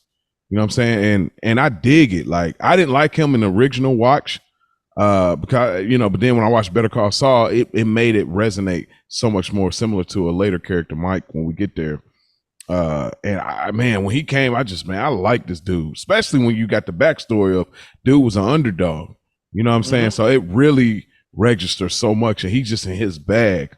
And I enjoy him, like him coming through for Badger or whatever. Like the only thing was a little confusing is the timeline, and maybe I can elaborate a little bit more on the timeline and the sequence of the episode. You know what I mean? Because it was like he came and got Badger, but then it's like we're getting the introduction between him and Walt later. So I don't know. I don't know if they were trying to do some kind of weird back and forth thing. Badger's in jail, so you got to go pay. He got to go obtain counsel for him. So Saul's office got the information that Badger needed representation because he's doing the Saul Goodman shit. Like he not supposed to even have that case information, but he got it because he like public defender type thing. Nah, well, just like that's why I think when you get in an accident, if anybody gets in an accident, they have there's attorney offices that go to the police. They'll send their paralegals down to the police station to pick up all the accident reports, and they start sending out letters and all types of shit about let me represent you. Saul is just more of an on hands, like I'm coming down. Like you ain't got no option. I'm your lawyer. Like this is what this is. So on some like cold call type stuff. Yes. Yeah. Okay. And then what happens from there is to solidify that you call somebody and say like, hey, this dude came to see me, go by his office, this is how much you want. And then you decide, which is what Walt and Jesse did, you decide if you want that person to be your lawyer or not. So that's why the timeline was like he met Badger there, and then he went and did this. As far as me, Walt and Jesse. Nah, that's a great point. What did you think about your first intro to Saul? This is the salt that it needed. This is the salt, the sauce, whatever you want to say it. But we've talked about this on the previous episodes, and I think that the creators of this show realized that Walt and Jesse shenanigans is not going to get this to where it need to be. Like we just going to be meandering around in New Mexico, looking at two people who really aren't good at selling drugs try to sell drugs. That's not a great TV show. What makes this a great TV show is characters like Saul and the future characters that we start to get. And I think this is the foundation for that in this episode. You realize, like, he pops off the screen because for so long we've been eating chicken with no seasoning. And it's like for the thirst, other than Tuco, like Mo said, we're just continuing to like, okay, what's gonna happen? Who's gonna like where are the other people at? Like we say as blackface, like who all gonna be there? I'll just Walt and Jesse. I'm cool, I ain't going. Yeah, I ain't. Tell me Saul gonna be there. And you tell me the other people start coming in, it's like, okay, now this is more interesting. So Saul was the beginning. I think he was the foundation of that. Tuco was a really early version, but I think they really built off this Saul character and be like, okay, how can we throw other interesting characters into this world? Yeah. Yeah. No, you made a great point just about how Saul is interesting. That's the key word. Like actually, it makes sense when you and remember when you're watching this in real time, if you were watching in '09, you don't know anything about. It's not that they were talking about like, hey, we're gonna take this character and make a prequel. Like, there's none of that's there. But you can immediately see, and I think the way you said it perfectly, Spike.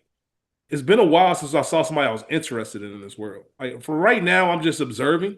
Like we're just as viewers observing what's going on. Saul pops in. It's like, yo, I want to know more about him. What's going on? Like, I want to know what's going on. Like, is he real? And that's good or bad. I'm not even saying you got to be a fan of him, but there's something about him. Like, yo, is this dude really like that? Like, what's going on? Like, how do you become this version? Like, is that there's got to be a story there? And I think that's what the show does, and it's easy to pop out. So it's a no-brainer looking back. Talked about this. This is my first time rewatching the series. Watching Better Call Saul, and then coming back to this for the first time, it's a no-brainer that you would make a show about this because it's everything that you want to know about him. And it's not going out on a limb, and I'm sure a lot of people would agree. The three major characters that we meet in this season, we've already met Saul. He's the first one, and there's two more that's going to come. One was mentioned. We've already mentioned both of their names, Mike and Gus. Vince Gilligan has said Breaking Bad was originally supposed to be 2 seasons. And it ended up being 5 because they were asking him about Pluribus, and they were asking him how many seasons Pluribus was. He said, "I don't know. It's hard to tell." Breaking Bad was supposed to be 2, ended up being 5. I think those 3 characters was what allowed it to be 5 seasons. Like honestly, if you just had the Jesse and Walt show, go ahead. Now that you mentioned that, they were writing this shit like it was just supposed to be 2 seasons. As you're watching it now, that makes sense to the first 14 episodes. Like, where was they gonna go with this? Like, how the fuck did they get to where they went? Like, but yeah, that makes sense. If Rich alluded to last week about kind of how we've spoken, kind of categorized and paired the seasons together in Good Earners, reviewing The Sopranos. Like Richard said last week, we can kind of look at like episode 7 is like, okay, if this was done in a traditional sense, episode 7 of this season would actually been the end of the first season. This would have served as a pilot for season 2. This would have been a cold ass season 2. Yes, the first episode of season 2. Absolutely. This would have been a cold, like opening season 2 with Badger on the bench. Yep.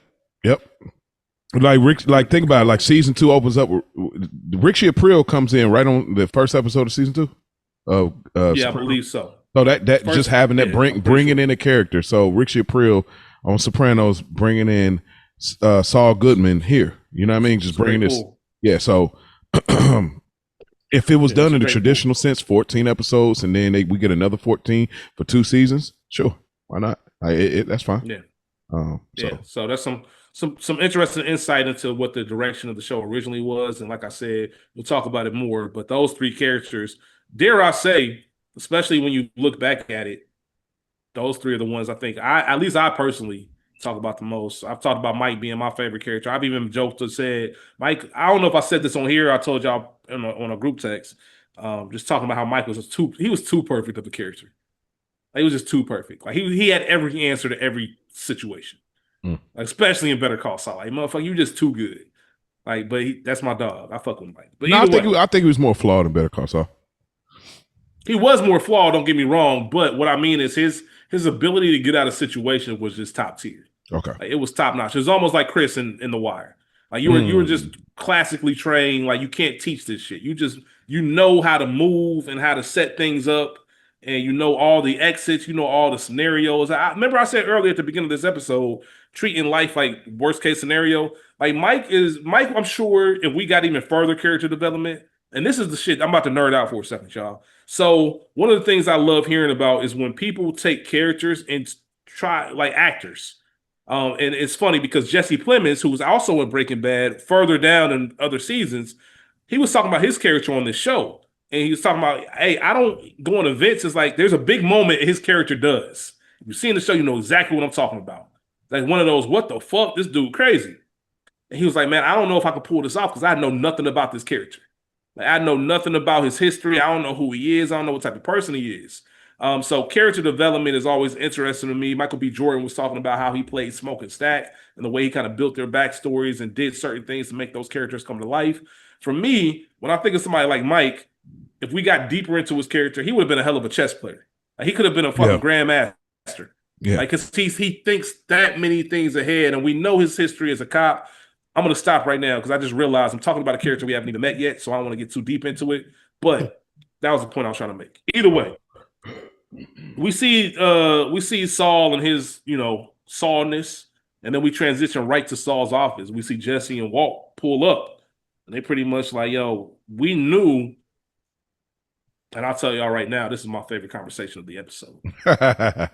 Like, because I like when Jesse has to constantly remind Walt of what this life is like. Yep. Like, they still give us reminders like, bro, you a chemistry teacher, bro. You a midlife father. Like, you don't know what this is like. If you the one that came in and it's always off of something that Walt wanted to do. You came in my apartment with a fucking map. It's talked about you want these territories. I had to remind you can't just do that. And if you want to expand, this is going to happen. People are going to get picked up. We got to have money to the side for this shit to happen. We got to be able to decipher who we can trust and who we can't, and then make sure we have somebody like this on top of it. You don't want a criminal lawyer. You want a criminal lawyer. So that was just a dope conversation from Jesse to Walt. And Walt's the one that ends up going in, poses as Badger's uncle. Hears from Saul that the DEA is involved and that Badger, the easiest course of action is just to get him to roll on Heisenberg. Obviously, Hank is like, nah, man, we'll pay you $10,000. And as Walt comes out, we realize that Saul did not take the $10,000. He was actually offended and told Walt that he would call the cops if he doesn't leave his office. And Jesse couldn't believe it. That guy. And once again, I'd hate to keep calling it, but we have to because these episodes are intertwined. It's not the Breaking Bad episode of Better Call Saul, but I think the episode after where we see a Jesse scene where he's talking to Kim, we see Emilio come out of Saul's office in Better Call Saul. So it's another callback to this moment when he mentioned to Walt, hey, Emilio was dead to right twice and Saul got him off. This is the dude you want. Mm-hmm. What do we think about this whole scenario of Walt going in, offering him money? Because we all clearly see that this is the type of motherfucker you can offer $10K to. He'll take it. And then hearing like, oh, I'm not taking $10K from you. Well, you think that was more of a Walt thing? Or you think that was just, I thought it was I've been through a lot of shit thing and I don't know you. They didn't do it here, but they did it on Saul, like you said. When I first watched this, I could remember thinking, like, this guy's a sleazeball. Why wouldn't he take it? But that question never really gets answered until you watch Better Call Saul and you know what Saul Goodman is coming off of. And you hear more about it in the desert when he asks who sent you or whatever it may be. But Walt looks like a fucking cop. You come in my office with these shades and this hat on, I'm not taking a bribe from you. This is the same situation with Badger. This is the exact same thing. When he on the bench and he looking at Walt, but this scene shows the experience that Saul has in being a criminal versus the experience that Badger had in being a criminal. And I like the DB Cooper reference in the beginning too. That was hilarious. You know who that is, Mo? DB Cooper. Do not. Only Shocker. man that ever successfully, the only man to successfully hijack a plane. Oh yeah. got on the plane, stole some money, jumped off. They never found it. I You don't got know. to If finish. I don't think Okay, he's the so only. I don't let me think ask he's you the this. only successful one. Stop. What's that? I don't even know what that Hijack means. I ain't even. with the clear intent of taking money or taking some goods, like not to do other I'm not shit. even gonna get into that. With the But clear intent to serve the purpose that he was hijacking it for. That's what I'm saying. I don't even know what That's you're all. talking about. But That's to all. your point, you watched Prison Break, right? Yes. Do you remember the old man, DB Cooper? That's who they thought he was. The Yeah. old dude that had the cat. He had the cat, Huh. and they wanted to break him out because they thought he had money saved somewhere. Because he hijacked the plane and got away. You remember that old They man? had a character of him in Prison Break. In Prison Break, they thought he was DB Cooper. Oh, they thought it was okay. Nah, it's. I ain't rewatched that, bro. I've only watched it one time through, and it's been many years ago. I just had to nerd out for a minute, like Rich. No, no doubt. Yeah, No the DB doubt. Cooper. The DB Cooper story is super interesting. Shout out to you. If you look at the sketch artist, like the sketch artist photo of He looked DB just Cooper, like he got Walt. those like shades on. He ain't got a hat on, And that but hat. he looked like Mhm. Walt. Like he made Yeah. another reference about when they get to the RV later in the episode. Saul full of reference Saul. Shout out to Saul. Yeah. Mo, did you have any thoughts on the scene as far as them trying to figure out who goes in? Jesse's talk to Walt, Walt's proposition. It's just funny how Walt does things. I forgot to mention something in the Walt and Hank conversation, but I'll bring it up later in the episode. But this is like a complete 180, showing you like how criminals take precautionary steps. You know, we see Badger doesn't, but we see like this is how I'm about to say Jimmy McGill, how Saul does, which he plays it up, and we find out, you know, he turned it down, and obviously Jesse's surprised. But the funny thing, before Walt goes in, they're having a conversation who's going in, and Walt was like, one of us got to go in, and then Walt just pretty much leans into it, like, and nobody can see my face, like like it wasn't really a choice, but I like the fact that he had to be the one to do it. You know what I mean? So let me ask you something off that point, if you don't mind. Mm-hmm.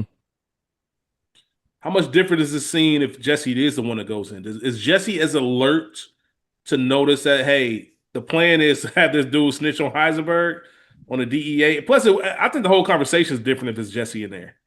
He would have took some money from Jesse. Jesse would have been successful. Damn, because Jesse looks like that, you're right. Jesse looks like what he's used to. Mm-hmm. So if Jesse talking about 10,000, he gonna put it together like, okay, he must be like some kind of drug dealer, or he's into something, and I can get down. Walt told him that too. But Walt is a Wonder Bread Wop, so I think he's just looking at him. Maybe he looking at him like he definitely like a clown. Looking at him like he looks at his brother. Again, y'all don't know his brother in this series, but like, you know, it's straight by the book type dude. Like, what you want? So, that's a fair point. So it interesting conversation. Yeah, we go to the next scene. It's kind of just a continual situation where they can't believe that he didn't take the money. They're trying to figure out what they can do. We see Saul and Francesca come out. Saul can't get enough of that booty, and then next thing you know, he's getting snatched up. Which is a little bit. There it is. That's what I was talking about. Like, come on, bro. Okay. We go from Walt and Jesse to we kidnapping lawyers now, driving them to the desert. Like, where did that transition happen? When did y'all dig the hole? Yeah, like when? What? Come on, bro. Did they leave because it was daytime? Did they leave, left and come back? Dug the hole, came back. They left and came back. This y'all think this is a crazy continuity issue? It's really no, it's not continuity. I just don't see those two doing it. I can see them hiring somebody to snatch up Saul. Hold on. This is why it works. Jesse and Walt ain't kidnapping me, bro. 2-on-1, I don't give a fuck. Like y'all not getting me very far. Yeah, that's just maybe I'm overconfident. I don't know. No, you're not Jimmy McGill. You know what I'm saying? Like, you got to remember who we're dealing with. Like, he's not Jimmy McGill can take Jesse though. That's what I'm saying. But the only leverage that I'm giving this. Yeah, we watched Better Call Saul. He has no street element about him. Has no real like I'm gonna scrap somebody. He's not a chump though. He's not a chump, right? And that's the only thing. To your point, we watched Better Call Saul. He don't know who this is. That's the only reason he didn't fight back.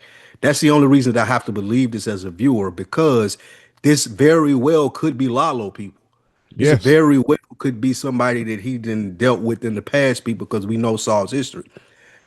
Originally watching this, I remember thinking, okay, yeah, right. Like how they this is not happening. When did they get to kidnapping people?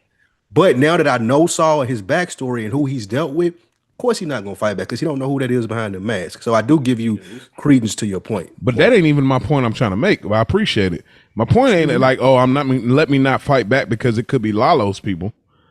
My point is they would do this because they've already whacked people. Like we got to keep. They don't make you no, it don't make. But look, they still chump though. Both of them niggas is chump. But they're not as much chump as they was when they started. But they're not gonna kill no lawyer.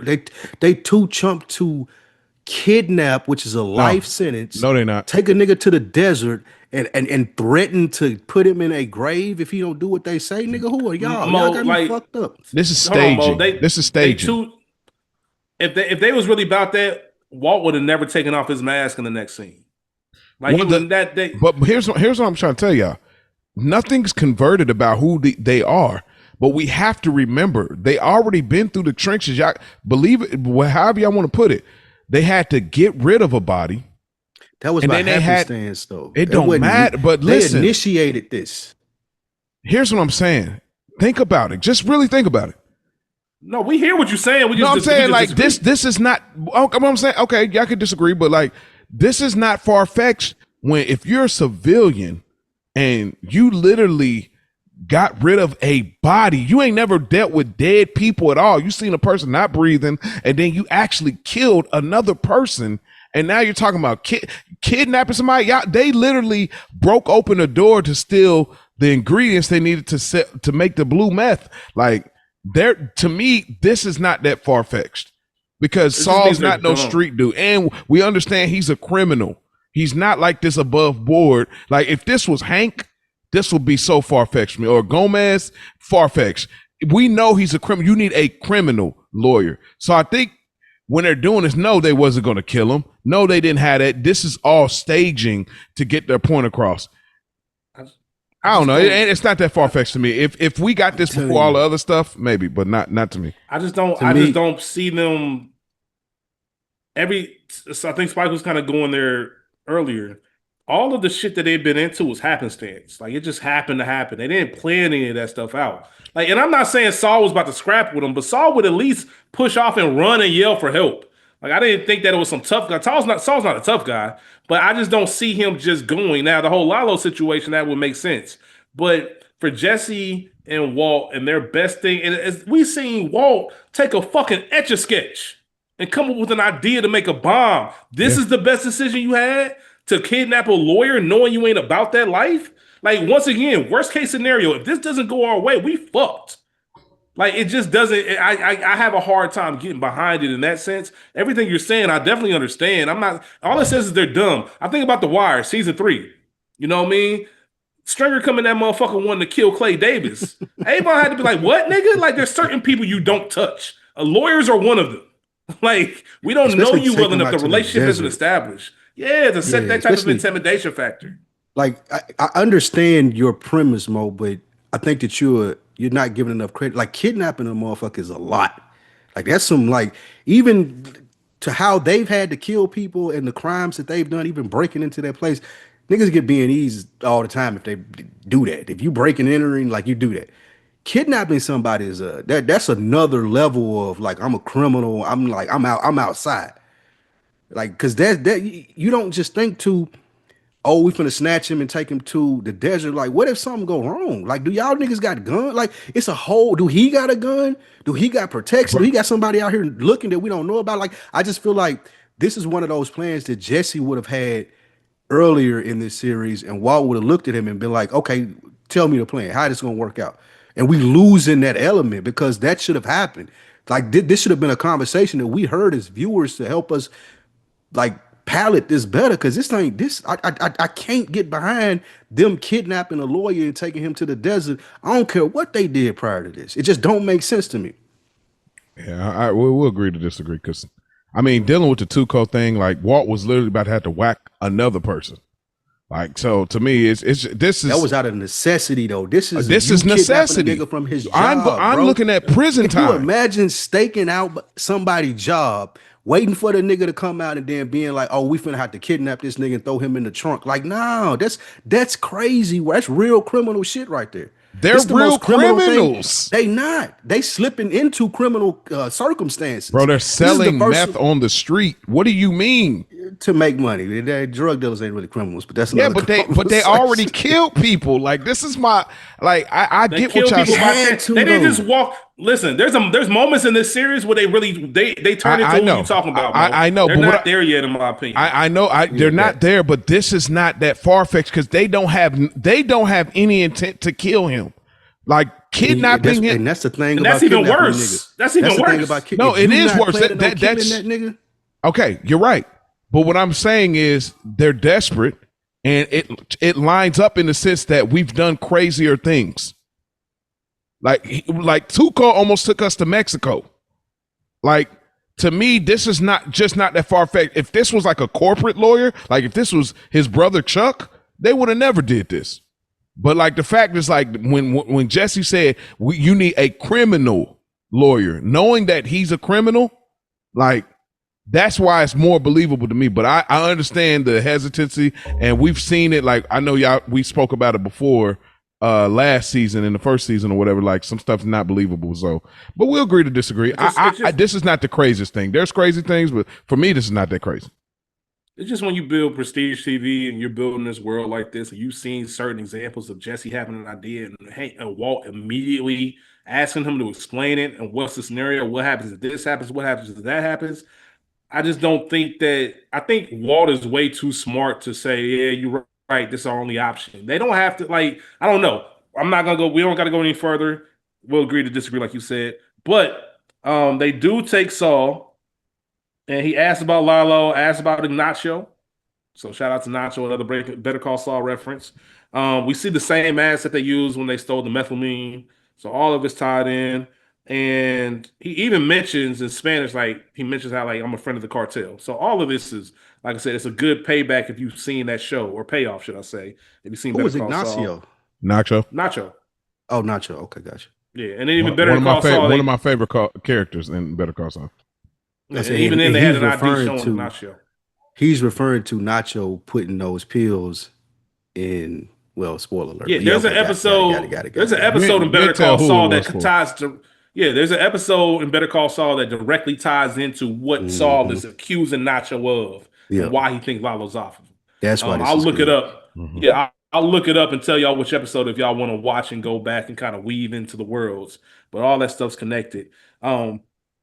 That's crazy, bro. Like, they built a Lalo character. Sorry, they built a Lalo character off of a line. Off of a line right here. That's amazing. One of the greatest villains ever in TV. Off of this line. That's crazy. Yeah, man. Saul, they threatened him to take the $10,000. Saul doesn't know who they are yet, but he's once again thinking like a lawyer, a criminal lawyer, and just like, I hear what y'all saying, but why don't y'all just kill Badger? Like, first of all, no lawyer would ever tell you that. So that lets you know 100%, like, I'm in this life. This is what I do. I work with people like you. But why don't you just kill Badger? That just makes more sense. That's a logical reasoning behind this. Y'all going through all this trouble trying to pay me 10 grand. Just get him off the chessboard and we can keep things moving. But of course, Jesse has and Walt considers it. Walt was down for it. A few times. Yeah, even later in the episode when they came in with that bread, like we could tell Walt was like, Badger can get the fuck up out of here. Yeah, we can keep this 80 grand. Now, to me, he noticed this is more unbelievable from Saul because of Better Call Saul. You said more unbelievable? Yeah, for me. Which part? What part? Just saying, like, if he was saying it jokingly, yeah, but like saying it in a serious manner, knowing how we see him in Better Call Saul, it's not believable for me. No, these are criminals now. Yeah, but like he's not at that. I'm in my element now. No, I'm in my element. I'm going, like, I know what y'all are looking for. Y'all got masks and guns on me. Y'all dug a grave. Y'all might as well just kill this nigga. What y'all going through all that for?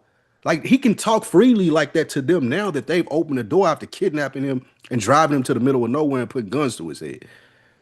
I feel like that's more believable than kidnapping him. No, I don't believe it. Cartel, it makes sense. Okay. Ask him to put $1 in their pocket. because he recognizes the call from Walt, knows that it's Mr. Mayhew. So he can actually do the attorney-client privileges, and they help with the scenario saying, hey, just because somebody got to go to prison don't mean it's got to be y'all. That's pretty much we're gonna quarterback this thing and figure out what the next play is, which is part of Saul's genius. He's gonna maneuver some things in the whole nine. But what do we think about? I mean, I guess we kind of hashed it out about what we thought about the scene of him getting kidnapped and what's going on out here. I thought it was cool. I thought it was a little bit far-fetched once again for that thing to be happening, but we don't have to go into it further. Any other comments before we move on to our next scene? It was 1,000,000% far-fetched. I do agree. I think we all in agreement in that at some point in these two scenes, something was far-fetched. Yeah. But the brilliance in it is him asking for the dollar and wanting to be retained as counsel, because just from the experience of Walter coming in my office dressed like DB Cooper, trying to bribe me with $10,000, which, like, what is that? 10 grand? Like he said out here, nigga, that's fuck 10 grand. He got $1 million for walking through the desert for Lalo. So, like, see, that's crazy because that context makes it so. Yeah, we talking about chump change. Yeah, you trying to bribe me for 10 grand and get out of my office. So everything lining up to Saul, and we'll talk about it at the end in that great scene. Oh, y'all need me.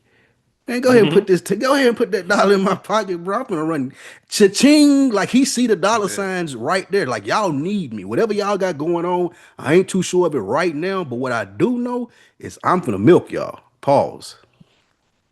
Great point. That's a great point. We see Badger back in the police station, holding room.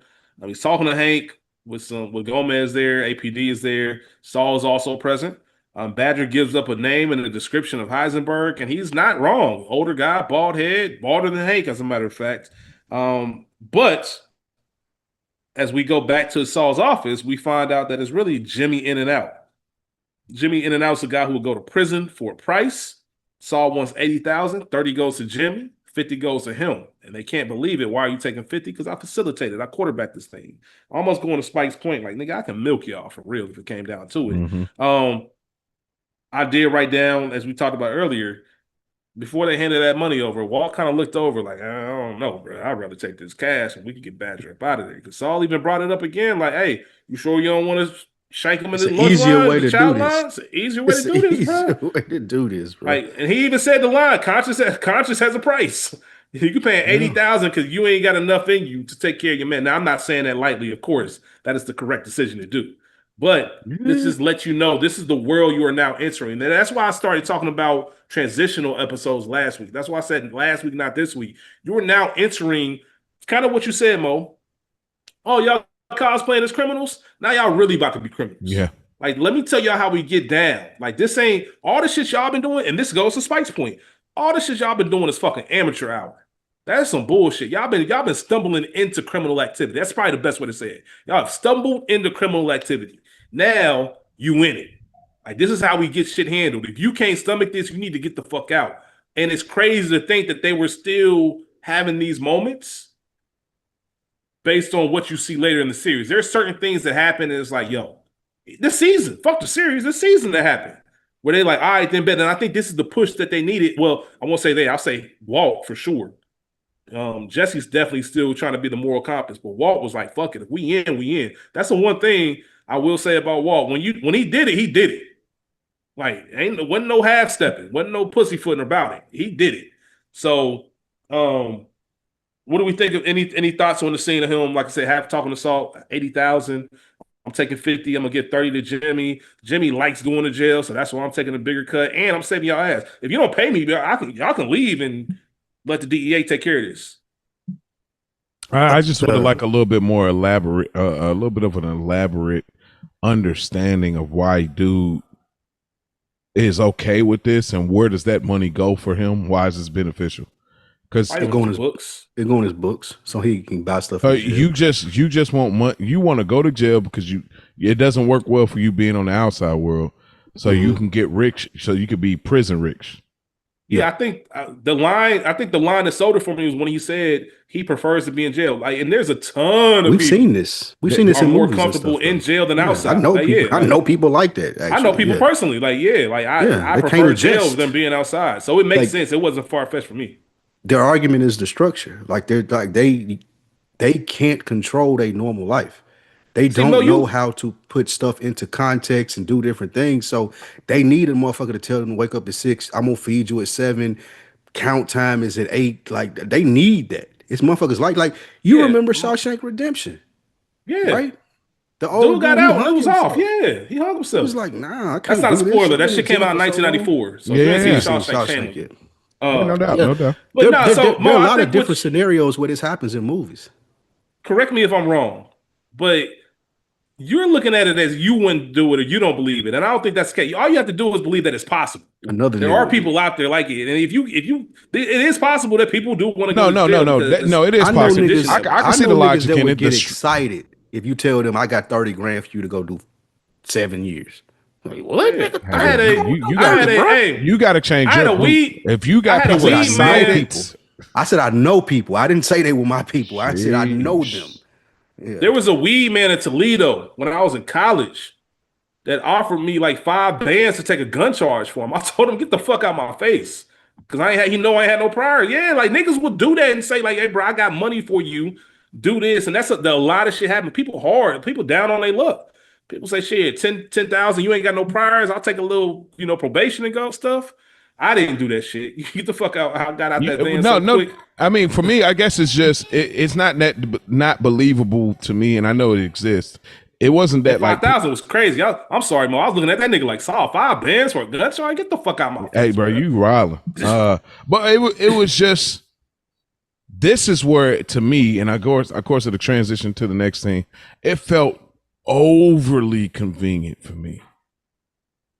Which part? What you mean? When we get to the next scene, it just felt over. Which obviously you see Hank's face that kind of lines up to the sentiment that I'm having. It just felt overly convenient. And that was like, yeah, go ahead. Yeah, I was about to say, let's go ahead and talk about it. So the sting is set up. Now, all right, I got to get y'all thoughts on this. Well, I want to hear what you guys say about this. The sting is set up where they want to take down Heisenberg. And we see Jesse and Walt pull up to keep an eye on things, which was interesting. I guess it makes sense. It tracks for them. They just want to make sure things go smoothly. No surprises. Ironically, there is a bald man who comes and sits next to Badger. Remember, Badger has no idea who the bald person is. He just knows bald and old.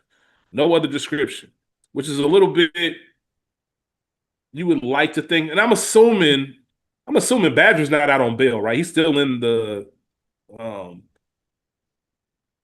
he's still under the watch of the police. They kind of got him like on some like, you know what I mean, like working on the inside type of situation.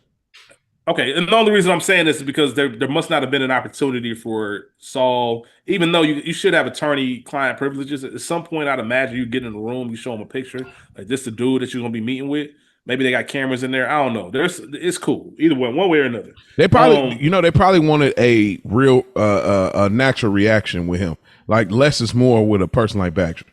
That's fair. Because when they told him like, hey, he's bald. Yeah, he's bald. He's older. Tell him what you know. And so less is more probably with Badger. That probably worked the best.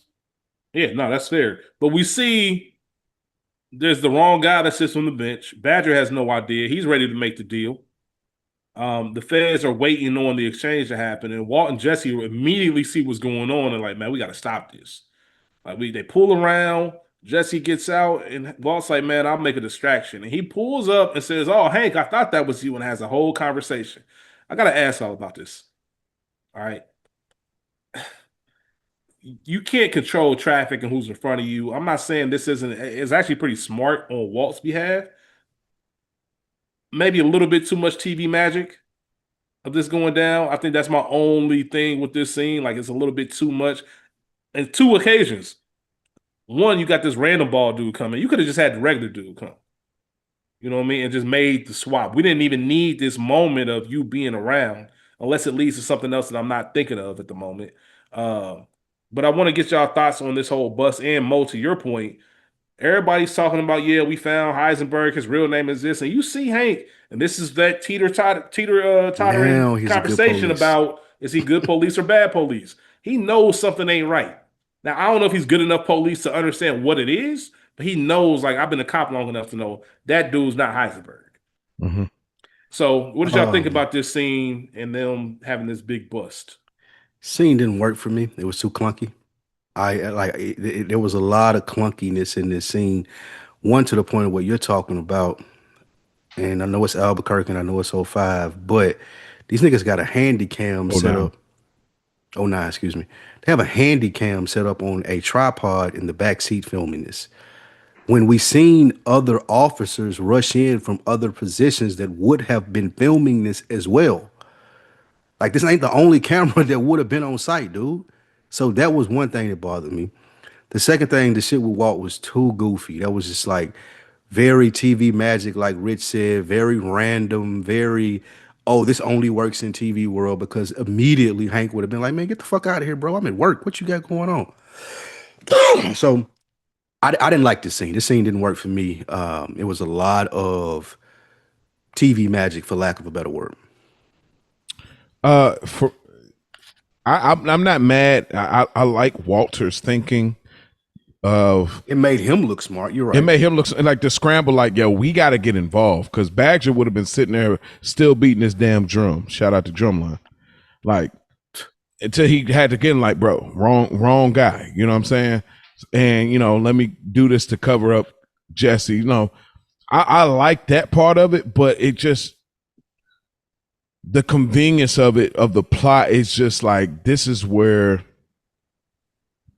I shout out David Chase. Like, shout out David Chase and his upbringing, just like how connected and close he was to, you know, being culture. Yeah, like being a curb person, not a street person, but a sidewalk person, like close enough to see like how it really go down. Like, because this is where you could feel the limitations, maybe possibly, of Vince Gilligan, because it's like he's getting to some places that really work, because he excels in the civilian reaction to criminal activities, but and it works as far as Walt's reaction, Jesse's reaction. But when you talk about like actual bringing somebody down, that's where it falls short always. And especially this moment, like, dude was already on his knees with his hands on his head before they even pulled up.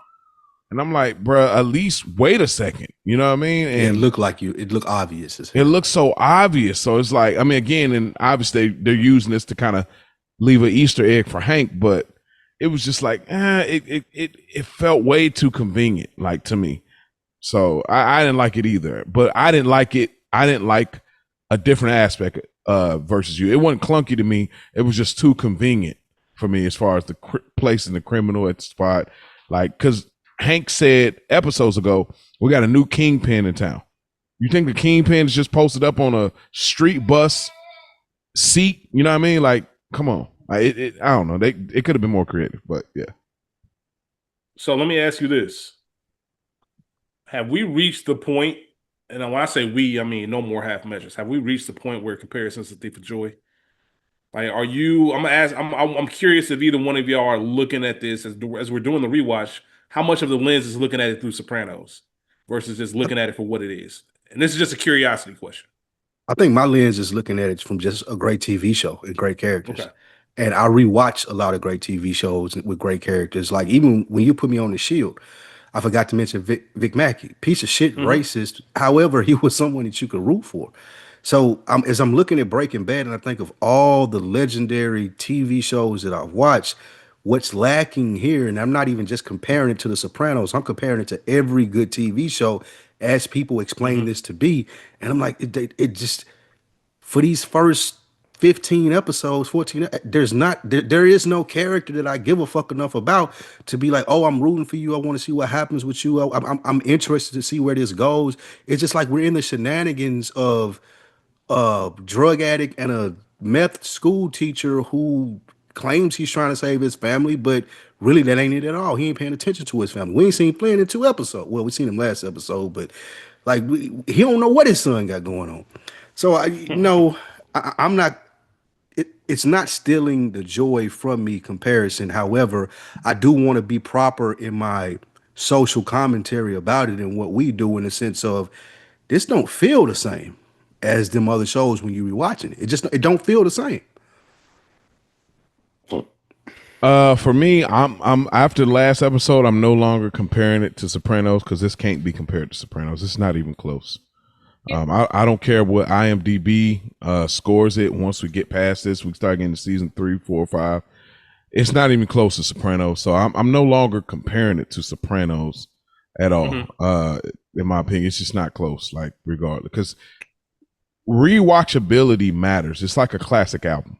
Like if you can't go back to a classic album and play it and enjoy it, what are we talking about? So,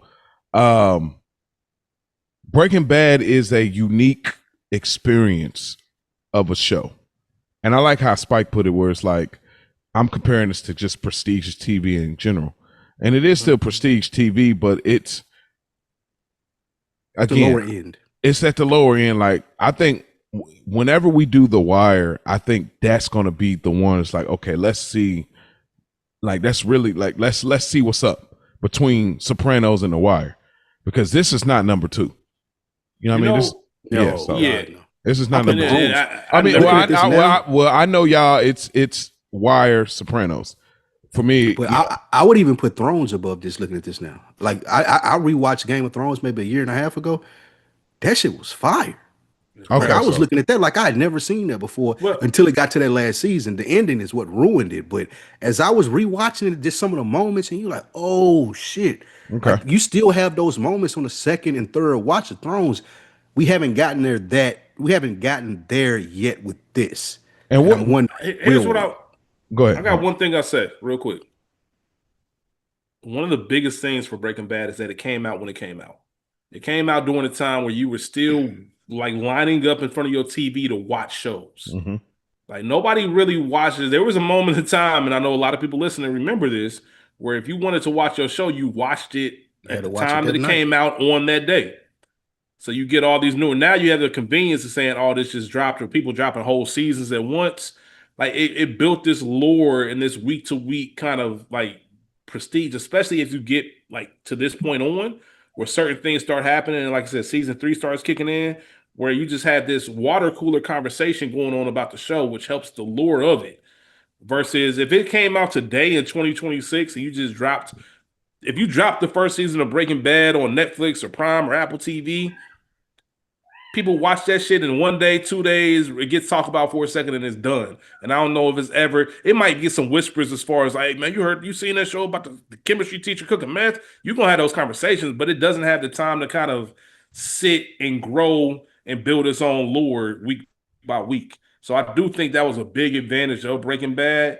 And I think a lot of people, and I don't want to discredit Breaking Bad, but I think a lot of people who still have it in their top 3, it might have been a while since they went back to look at it. I think so. Because I came into this saying this is number 3 for me. Yeah. Okay. Yeah. Of course. Like this. Now it's not. Yeah, it's not. And to even put Walter White next to Tony Soprano is disrespectful and egregious. Now watching this, 2 different characters. I'll say that. Walter does deserve his own credit just because how Bryan Cranston carried it. But yeah, there's no comparison. But Bryan that's because Cranston, they're not the same character. Bryan Cranston did an excellent job. It's not an acting problem. Yeah, I know what you mean. It's not a script. It's not. Yeah, it's not a script problem. It's a supporting problem. Like I am actively intrigued by Tony Soprano. I'm just not intrigued by Walter White. It's that Wonder Bread WAP conversation that happens on Sopranos. That's what he is. It's like, okay, we see him trying to get to it, but I'm not compelled by a Walter White because he reminds me of somebody I see at the workplace. You know what I mean? Yeah, he sells drugs, but he just reminds me of another. I hate to say it like this, another white man. Like it's just another white dude that I don't know nothing that's going on, but this is what he on. So I as far as the compellingness of a character, He's not compelling to me. Nothing about Walter White is compelling. Even when we get in later seasons, he's not compelling in the sense that I want to get behind him or I support him or like, yo, we gotta have a conversation and talk about. He's not that type of character. Yeah, that's what Spike opened the episode with, just talking about these characters ain't interesting. So no doubt. Great point. We got two more scenes. One scene, Jesse comes home, sees his mattress is in there. He looks a little confused because he wasn't home for any mattress delivery. Then Jane comes and knocks, lets him know that, hey, I let these people in. Ask about what type of mattress it is. He plops it on the ground, and you know what happens after that. Mo's probably favorite scene of the episode. Any thoughts on this? It was just a quick scene. I mean, come on, like, hey, listen. Y'all see it. Y'all see it. Right? Yeah, Jane, yeah. All right. I'm just saying. I'm just saying. Another reason you don't date in your complex neighborhood duplex. You don't shit where you live. I just got to the crib, bro. Like, you knocking already? God damn. I just walked in. I ain't set my keys down or nothing. She was knocking on the door. But listen, you ain't tripping when it's up. That's true. Yeah. You're like, all right. That's how it works. Yeah, but shout out to Jane and the little skirt and shit, man. Yeah, hey, and then like, it's like for real, like you ain't even take the plastic off, bro. Right. Some niggas still ain't got their plastic off their bed. Hey. We get to the final scene of the episode. Walt's a dickhead, y'all. Like, Walt is taking papers and writing not even close on him. Like, bro, just give me my fucking F and get the fuck on about your business, bro. That's why niggas don't like you, bro. That's why niggas make fun of you at the car wash. This right here is why. Yep. Nigga, fuck you and your eyebrows. I would have balled that shit up and threw it back in his face. Nigga, fuck out of here. No, like, why you gotta write that? Bro, you gave me a 40. Like, nigga, just leave it at that. Like, I'm embarrassed enough. You're not even close. I know, nigga. I saw the grade. With the red ink, bro. With the red ink, bro. Like, Walt, get the fuck out of my face, bro. But disgusting individual. This is probably my favorite piece of expression acting this episode. When Saul comes in, the way that Bryan Cranston, like the look, like not even talking about from the show, just from an acting perspective, how hard it is to get in that character and look genuinely mortified. Like, you can't believe. And this conversation was incredible. Actually, I know I said the Jesse and Walt conversation pulling up to Saul's was my favorite. This might be my favorite, especially the way Spike Lee kind of spun it earlier. It had some suspense. What you mean how I spun it? Well, you were just talking about like, oh, y'all need me. Like, I pulled up, and once again, I know the reason I keep referencing Better Call Saul because, as you all know, or some of you who haven't watched, this episode of Breaking Bad is called Better Call Saul. There's an episode of Better Call Saul called Breaking Bad. It ties these two episodes together.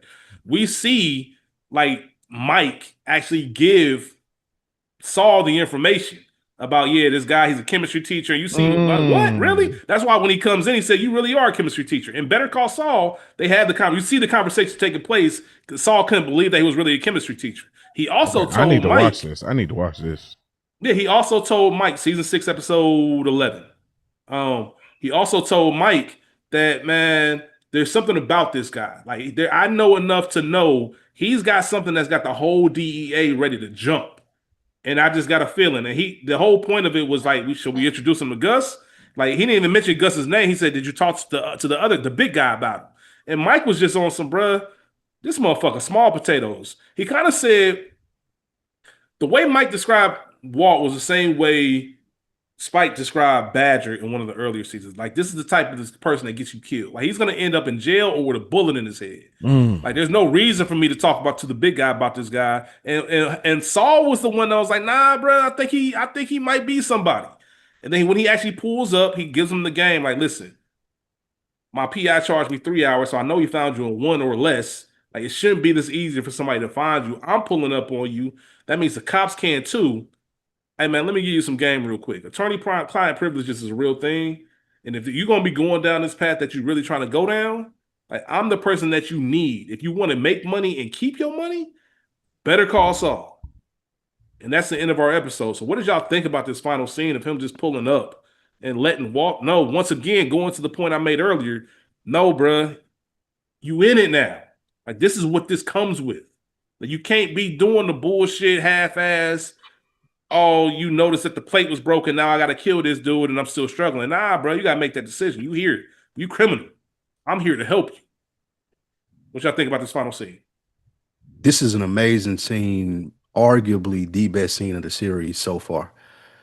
In the sense of Of there's the so many things, series, the series so far, because so many things spawned from this conversation. In the sense of Walt needs to make a decision now. Am I serious about this or am I not? Because here is this dude who just found me in 1.5 hours, who is telling me like I can take you to the next level. I can do what you've been trying to get Jesse to do. So do I want to do that or do I want to stay in this lane? Also for Saul, this is a major decision in the sense of, like Rich just said, Mike told me this dude was a poo put, but I see something different. I don't know what it is. I can't really put my finger on it. So I'm gonna go like do the Saul thing and pull up on him in the school, rattle his cage a little bit, and see if that gives me more insight into who this is and what I can be doing with him. Hank, he ain't in this scene, but also a lot goes to Hank's of what we've been saying about him being a good cop. You got Mike, who you come in is hired by this criminal lawyer to find out who Heisenberg is, and he does it in 1.5 hours. Hank been trying to figure this shit out for 6 months. So that speaks to Mike's credibility as well. Another character that's not in the scene but is heavily influencing it. His credibility is like, oh, this PI nigga is a beast. Who is this? I want to meet him too. Like this scene just opens up so many more doors to this universe, and it's exactly the jolt that it needed moving forward. Now, as a fan or a viewer, you're looking at this like, oh, okay, things are starting to make sense. I ain't got to worry about being in Albuquerque every day with Walt and Jesse and them figure out how to be dumbass drug dealers. This is maybe moving on to something different, pending on who Saul is. And I got a lot of trust in who Saul is, being a viewer on how he just came in and just took over this whole episode. So you're excited after this. I think this is one of the, if not the best scenes so far in this series. Definitely up there. Mo, what you got to say?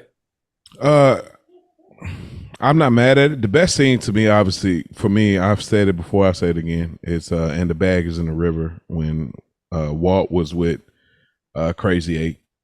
I think that was the best scene so far of the series, just because it when he found out that like one of the pieces of the plate was missing, like that whole slow build and trying to find a reason and almost letting him out of the bike lock. And then I'm about to say knock show. And then Crazy Eight trying to figure out how to appeal to his civilian side. To me, that was just, it was chef kiss, which is why it bothered me so much as far as the teetering. But the last scene, Walt is wearing red. So Walt normally wears green. We see that that's a consistent thing. Colors are a big thing in the Breaking Bad universe. Walt is wearing red, which symbolizes like aggression, anger, passion. And so him popping up on him, like, and again, like Rick said, like his reaction of like, what are you doing here? And you know, Saul coming in and he's shaking it up, but he's such a game changer in the series, because it's like when he comes into the picture, it now becomes like, okay, we for real in this criminal operation. And that's why I'm glad, like, and Rich just said it a minute ago. Like he said at least 2-3 episodes ago, like when we get to Better Call Saul, I feel like that's a strong shift in the series. And you were absolutely right when you said it, because I felt it in this episode. So yeah, I rock with it and I liked it. And you know, he kept it a bean, you know what I'm saying? So I liked it a lot. Do you know who Tom Hagen is? Tom Hagen? Yeah, when he mentioned like what was Tom Hagen of Vito Corleone? Do you know who Tom Hagen is? Was he the attorney in The Godfather? Yeah, consigliere. Yeah, Consigliere. He was an okay. attorney actually. So yeah, consigliere to Vito, and then Yeah. Michael and Godfather too. He called that nigga Fredo, which was hilarious. Like, Yeah. wow, you Fredo. Fredo. Walt ain't even white. He ain't even Fredo. Yeah, he might not be Fredo. You Connie. Jeez. But he also mentioned one other thing as we get out of here. In that scene, he just mentioned, hey, I want to make proper introductions, which is a cliffhanger and kind of a build into, hey, there's other people. There's people that I know that might be able to help you. And that, if nothing else, that shows you what's going on. So that is And our the most episode. important, Oh, go ahead. the most important thing that he said, where's your money at? You put it in your mattress? Like what like where you hiding your money? He was clowning him for real, but he knew, like, you a dummy. Like, I know you got it in some, and he's right. You got it in a fucking pamper box and in your vent in the fucking nursery. Like what? Like, are you crazy? Mm-hmm. That's our episode. I do want to say one thing because I know I referenced the two shows. If you've never seen Better Call Saul, it's kind of hard to explain this part. So towards the end of season 6, there's a moment where it's a prequel. Like the show is a prequel from season 1 up until like episode 10 of season 6. And every episode, every season opener, there's an intro that is a flash forward, and as you can tell because it's in black and white. The stuff that's a prequel is in color. The Eugene all the flash stuff, forward stuff in black and white. Yeah, Eugene stuff is in black and white. The reason I'm saying this is because if you do want to go back and go ahead and watch the Breaking Bad episode of Better Call Saul, you can skip through the black and white stuff. All you need to do is fast forward to the color scenes, and then that'll tell you kind of put those pieces together within this episode. So just to save you some time, if you ain't want to watch the whole episode, that's just the way to do it for all y'all out there listening.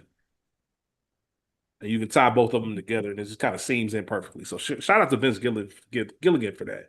But we get to the end of our episode where we want to go ahead and give out some awards. I know, Mo, you wanted to introduce a new category, which was the more interesting plot. Mm-hmm. Is that between for anybody or Water, Jesse? They kind of were in the same boat, in my opinion. Correct. There was some separate Jesse scenes, separate Walt scenes. They a lot of it's together. I give it to Walt based off the Ted situation and Skyler going to work on a Saturday dressed up. That's interesting. Like, where does that go? There was nothing like.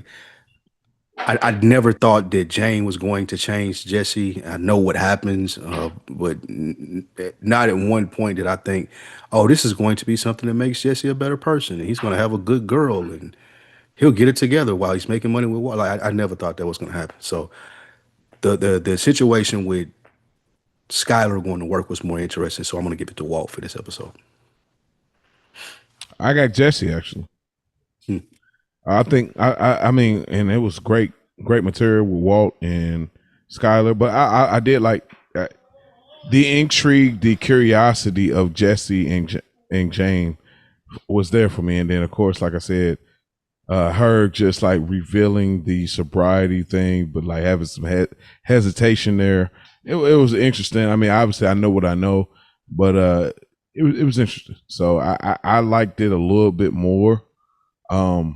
In his story, so yeah, I'm going with the Walt version. Only reason is because Jesse didn't have many major changes. I enjoy seeing Jesse in this light, so I'm not saying it like that. I do enjoy what Jesse's getting this season.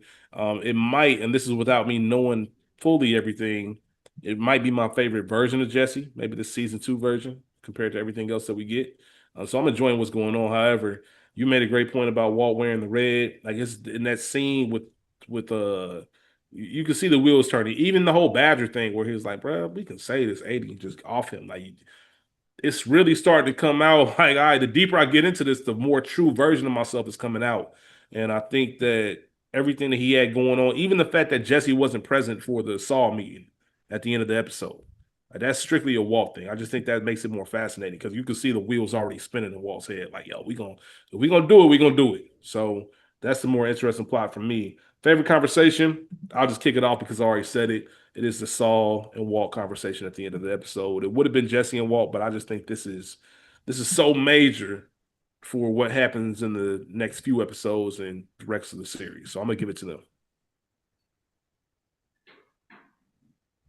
We could go trips on this, but I'm gonna go off the backboard to go with a different one.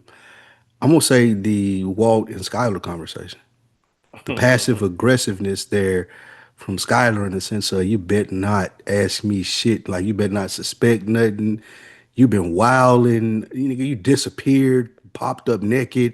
Like, yeah, I'm going to work on a Saturday, dressed up in my good shit, cleavage showing. I dare you to challenge it. Like, the passive aggressiveness that was impressive in that scene. So I'm gonna give it to that conversation. I'm going Walt and Hank. I what I forgot earlier in the episode that I'm gonna mention here as we close is we've been debating, was Walt already Broken Bad or did this just happen? And this is the confirmation, in my opinion.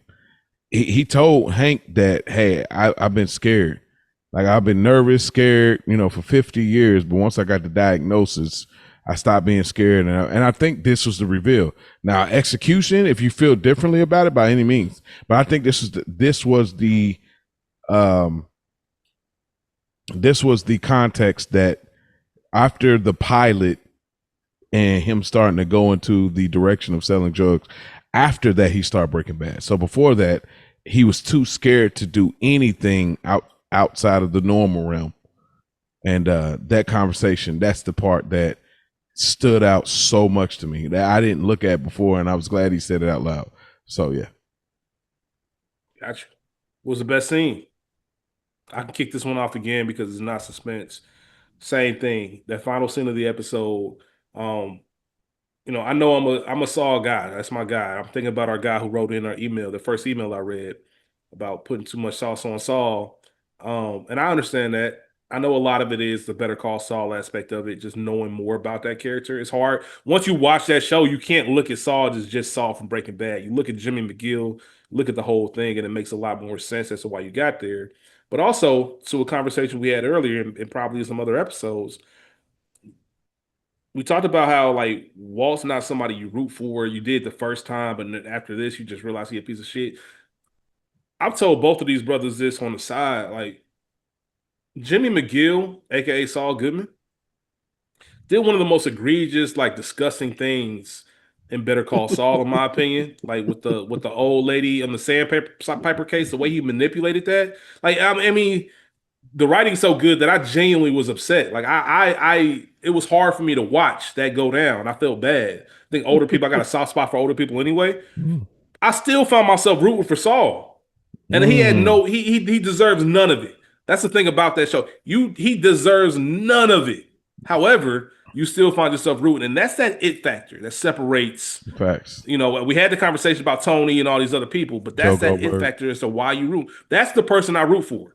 Even though if it doesn't come prevalent in this series, I'm rooting for Saul. Like I want Saul to come out on top, even though I know how much of a shit person he is. So Saul related stuff for the most part, that's my shit. But I did, like I said, the transition and going to that final scene was my favorite of the episode. Hey, rooting for Joe Goldberg is nuts. That nigga. You finished? Hey, I did. I finished everything. We can talk offline, but no doubt. Good recommendation. I'm glad I watched it, to be honest with you. Me too. I am glad I watched it. I watched not to throw us off track, but I watched the older movie that it reminded me of him, and it was made in 79. And you could tell that Joe Goldberg was like a version of him. Sense of Did you see it in the theaters? Taxi Driver was the name of the movie. You see it in the theaters? No? He's seen it in theaters. Yeah, he saw it in theaters. He was in his 20s. Maybe 19. I don't know. Yeah. I'm sorry. You said favorite scene. For me, it was definitely like when the drop was going down. Like even though I don't like the super convenience of the scene, I like the reactionary plot of it, where it's like Walt knew in real time, like we got to do something, because Walt was moving like, listen, how quickly this is going to track back to me and I'm going to prison, and we got to get involved. And so him getting in front of, Gomez and Hank, and like really playing it off and having good reason. Oh, you want me to leave? Oh, I didn't know. I just think like that was legit. The other parts wasn't so much, but like that was legit to me. So I enjoyed it, and I liked the anticipation and the tension that was built in the scene.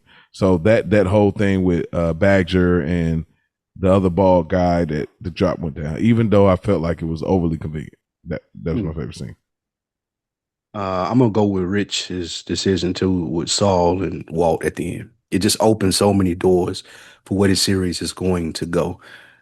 In hindsight, looking at it, and it's like, oh, this was the moment. Like we talked about, I think with College and The Sopranos. Like there's a moment in a series where you're like, oh, everything's changed. Like when they cut Ned. Well, spoiler alert. When what happened to Ned in Game of Thrones. Like there's a moment in series when everything changes.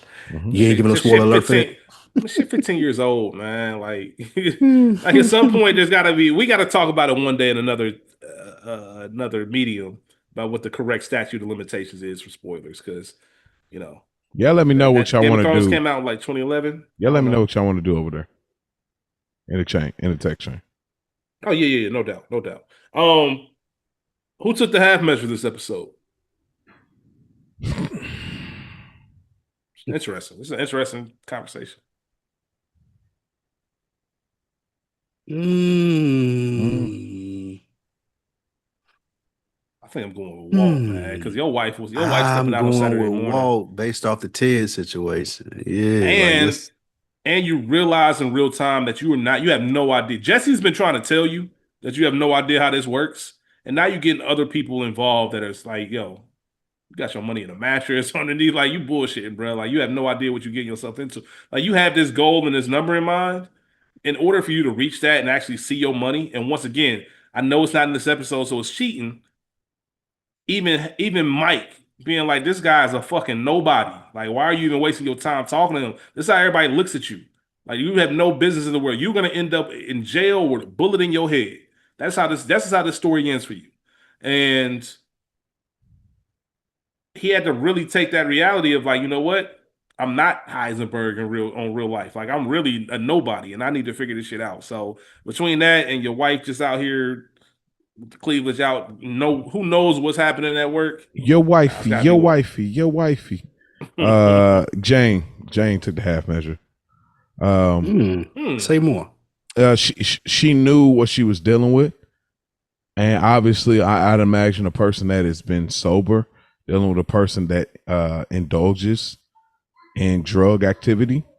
That's not the route to go. It's clearly a trigger, and making her decision to say, I'm coming back. Not only that, I'm opening your door and letting the furniture people in, and then continually to deal with Jesse, knowing that she's been 18 months sober.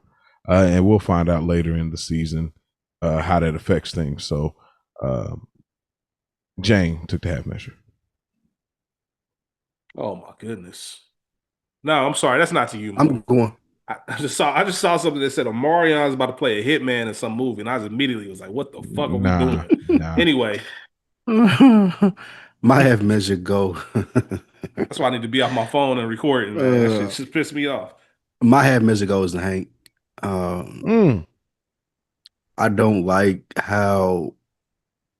I understand it for the character, but I think he's an even more like in-depth character if he can deal with this another type of way other than acting like it's not happening. Like I get what they're trying to do with him, make him this big macho guy with all this bravado, but I think he becomes even a more complex, sympathetic character if he acknowledges something that this is something he need to deal with. Then you get that Tony Soprano or Vic Mackey effect, where you have the anti-heroes. But yeah, he take the half measure for me and just like acting like everything is okay. What you say, Rich? No, I just got a quick question. Do you think Hank's written differently if it's 2026? You think that macho male bravado was? You think he's written differently? Okay. Yeah, you get a little bit more. You get a little bit more vulnerability. Facts. Mental health. You can still do it. Like you can still do it. You get more three-dimensional. You get more three-dimensional. It's a lot different. Yeah. Got you. All right. And then did you say your half measure? Yeah. Oh, my bad. And then we get to the MVP of the episode. Surprise, surprise. Fucking Jimmy McGill, aka Saul Goodman. Yep. He's the MVP of this episode. Absolutely. Not only for his performance, but he breathed new life into this series. And once again, might not be for everybody, but you can definitely tell there's a shift in just overall tone and energy from the way he even entered the room versus what we've seen the past 14 episodes. So I got to give it to Saul Goodman. I'm with you. You on mute? Trips. Saul Goodman. Yeah, MVP. I think makes sense. It was set up for that. It's episode titled "Better Call Saul." It was set up for Saul to win. It was. All right, we got to get to our ranking. So we are going to say, is this a mid pack, which is the lowest tier? The chili powder, which is the mid. I thought it was 96.2. 96.2 chili, whatever, man. I don't know. 96.2. And then I don't even remember where that shit came from. What is that even from? 96 to That's the cook. That's the Jesse batch where it's almost as good as Walt. In the early when they was beefing, him and Badger was in the desert. No, it's a little later. Later. It's later on. Remember, y'all, this is my first rewatch. So me too. I don't remember. Me too. So, but I remember that specifically. So, well, I wasn't talking to y'all. I was talking to the listeners. Oh, right, no doubt. I just reminded them that this is my first rewatch. So, okay, 96.2. All right, so we got mid pack 96.2, and then we also have Blue Magic. What are we going with for this episode? 96.2 for me. It ain't as good as I know that this show can be. Hence, Jesse batch ain't as good as Walt's, but the potential is there. It's still servable. Yep, 96.2. It's almost there. It's not Blue Magic because it does have its flaws, but it's up there. Like you hit it on the nose, hit it on the nail, Rich. So 96.2, it's almost there, but it's definitely better than the mid. Like this episode, I enjoyed it for real. Like when I watched it, I was like, okay, now we're there. So I enjoyed it genuinely. Like I hadn't enjoyed Breaking Bad episodes in a few. So yeah. Yeah. For those who know me, you know that self-awareness is one of my greatest strengths. I'm very self-aware that I'm a big Saul Goodman fan. I'm giving this a Blue Magic. However, neither one of you are wrong. I'm not saying it has flaws. It's the same way I'm a Jay-Z fan, where I'm willing to like speak up a little bit more. I heard Spike going off on deck because 50 challenged T.I. to a versus, and he had to remind people stop playing with Clifford Harris's name. Spike is a big T.I. fan. That's his guy. That's his favorite rapper. Like, so there are certain soft spots, and we're not afraid to admit that that's what it is. Like, the bias is coming out. I'm a Saul Goodman fan, and if this was another character and some of these flaws happened, I'd probably be like, nah, that kind of pushed it down a level. It was good quality TV. It's not the highest of tiers, but in the Breaking Bad world, I'm giving it a Blue Magic. I know we've been talking about other publications and their rankings. The Ringer, they ranked this the 12th episode, the 12th best episode in the entire series, which I thought was interesting. It's not even that high for me. Did they have it better than Peekaboo? I don't know. I'd have to look at. No, yeah, because Peekaboo was in the teens, but this was high. I think this is the best episode we've seen so far in the series. What y'all think about that? And not in the series. Okay, you're still on Cats in the River. This season. You still the Cats in the River, dude? Yeah. I disagree. I think this is the best episode of the series so far. Bags in the River. I do too. I do. I think that's top 3, and then the maybe even the pilot is top 3 for me. I don't know. There's a lot of stuff to look at, but I know this is higher than Peekaboo. What are y'all expectations now heading into this next episode? I like that they're getting away from the family life, and that's what I'm glad about. Like we seen Skylar in the opening, and we see Skylar again. I mean, of course, we'll see her more in the series, but I'm glad get away from the family life, get us into the business. That's what I'm intrigued by, because you're civilians in the drug world, so that's intriguing to me. Yet trying to live a civilian life, so I'm excited about it. Now, I ain't gonna say excited, but I'm looking forward to it. I'm ready to get to the place where I'm excited about the next episode. I'm not there yet. I am more intrigued about the next episode because I don't remember what happened next. But I am ready to get to the point in this series. I remember as we were doing Good Earners where we were like, such and such is up next. Yeah. Like this is going to be an episode. I'm ready to get to that place with this series. Same. I agree with that. I'm not. I think I recall the next episode being good, but I think there's a little lull in between there. I know how season 2 ends. I don't remember, like one of our listeners commented, I don't remember how we got there, but I don't think we get that excitement until season 3. I don't think we really find that out. Because even when we meet I mentioned other characters, even when we meet them this season, I don't know if those are going to make me turn the page quicker. But I think next season, that's when it turns into a what the fuck. So I don't know. We'll see. It's a good conversation to have. We appreciate all y'all out there for listening. Please remember, if you want to reach out to us, Instagram, NMHM_ no more half measures. Or no, Breaking Bad Pod. I might be fucking this all up. Let me go back. NMHM_ Breaking Bad Pod on Instagram. The email address is no more half measures pod@gmail.com. Hit us up. We'll include it in the episode, as you know. And then we'll be back next week for season 2, episode 9. Until then, we out. Keep cooking, as Mo says. Keep cooking. Peace.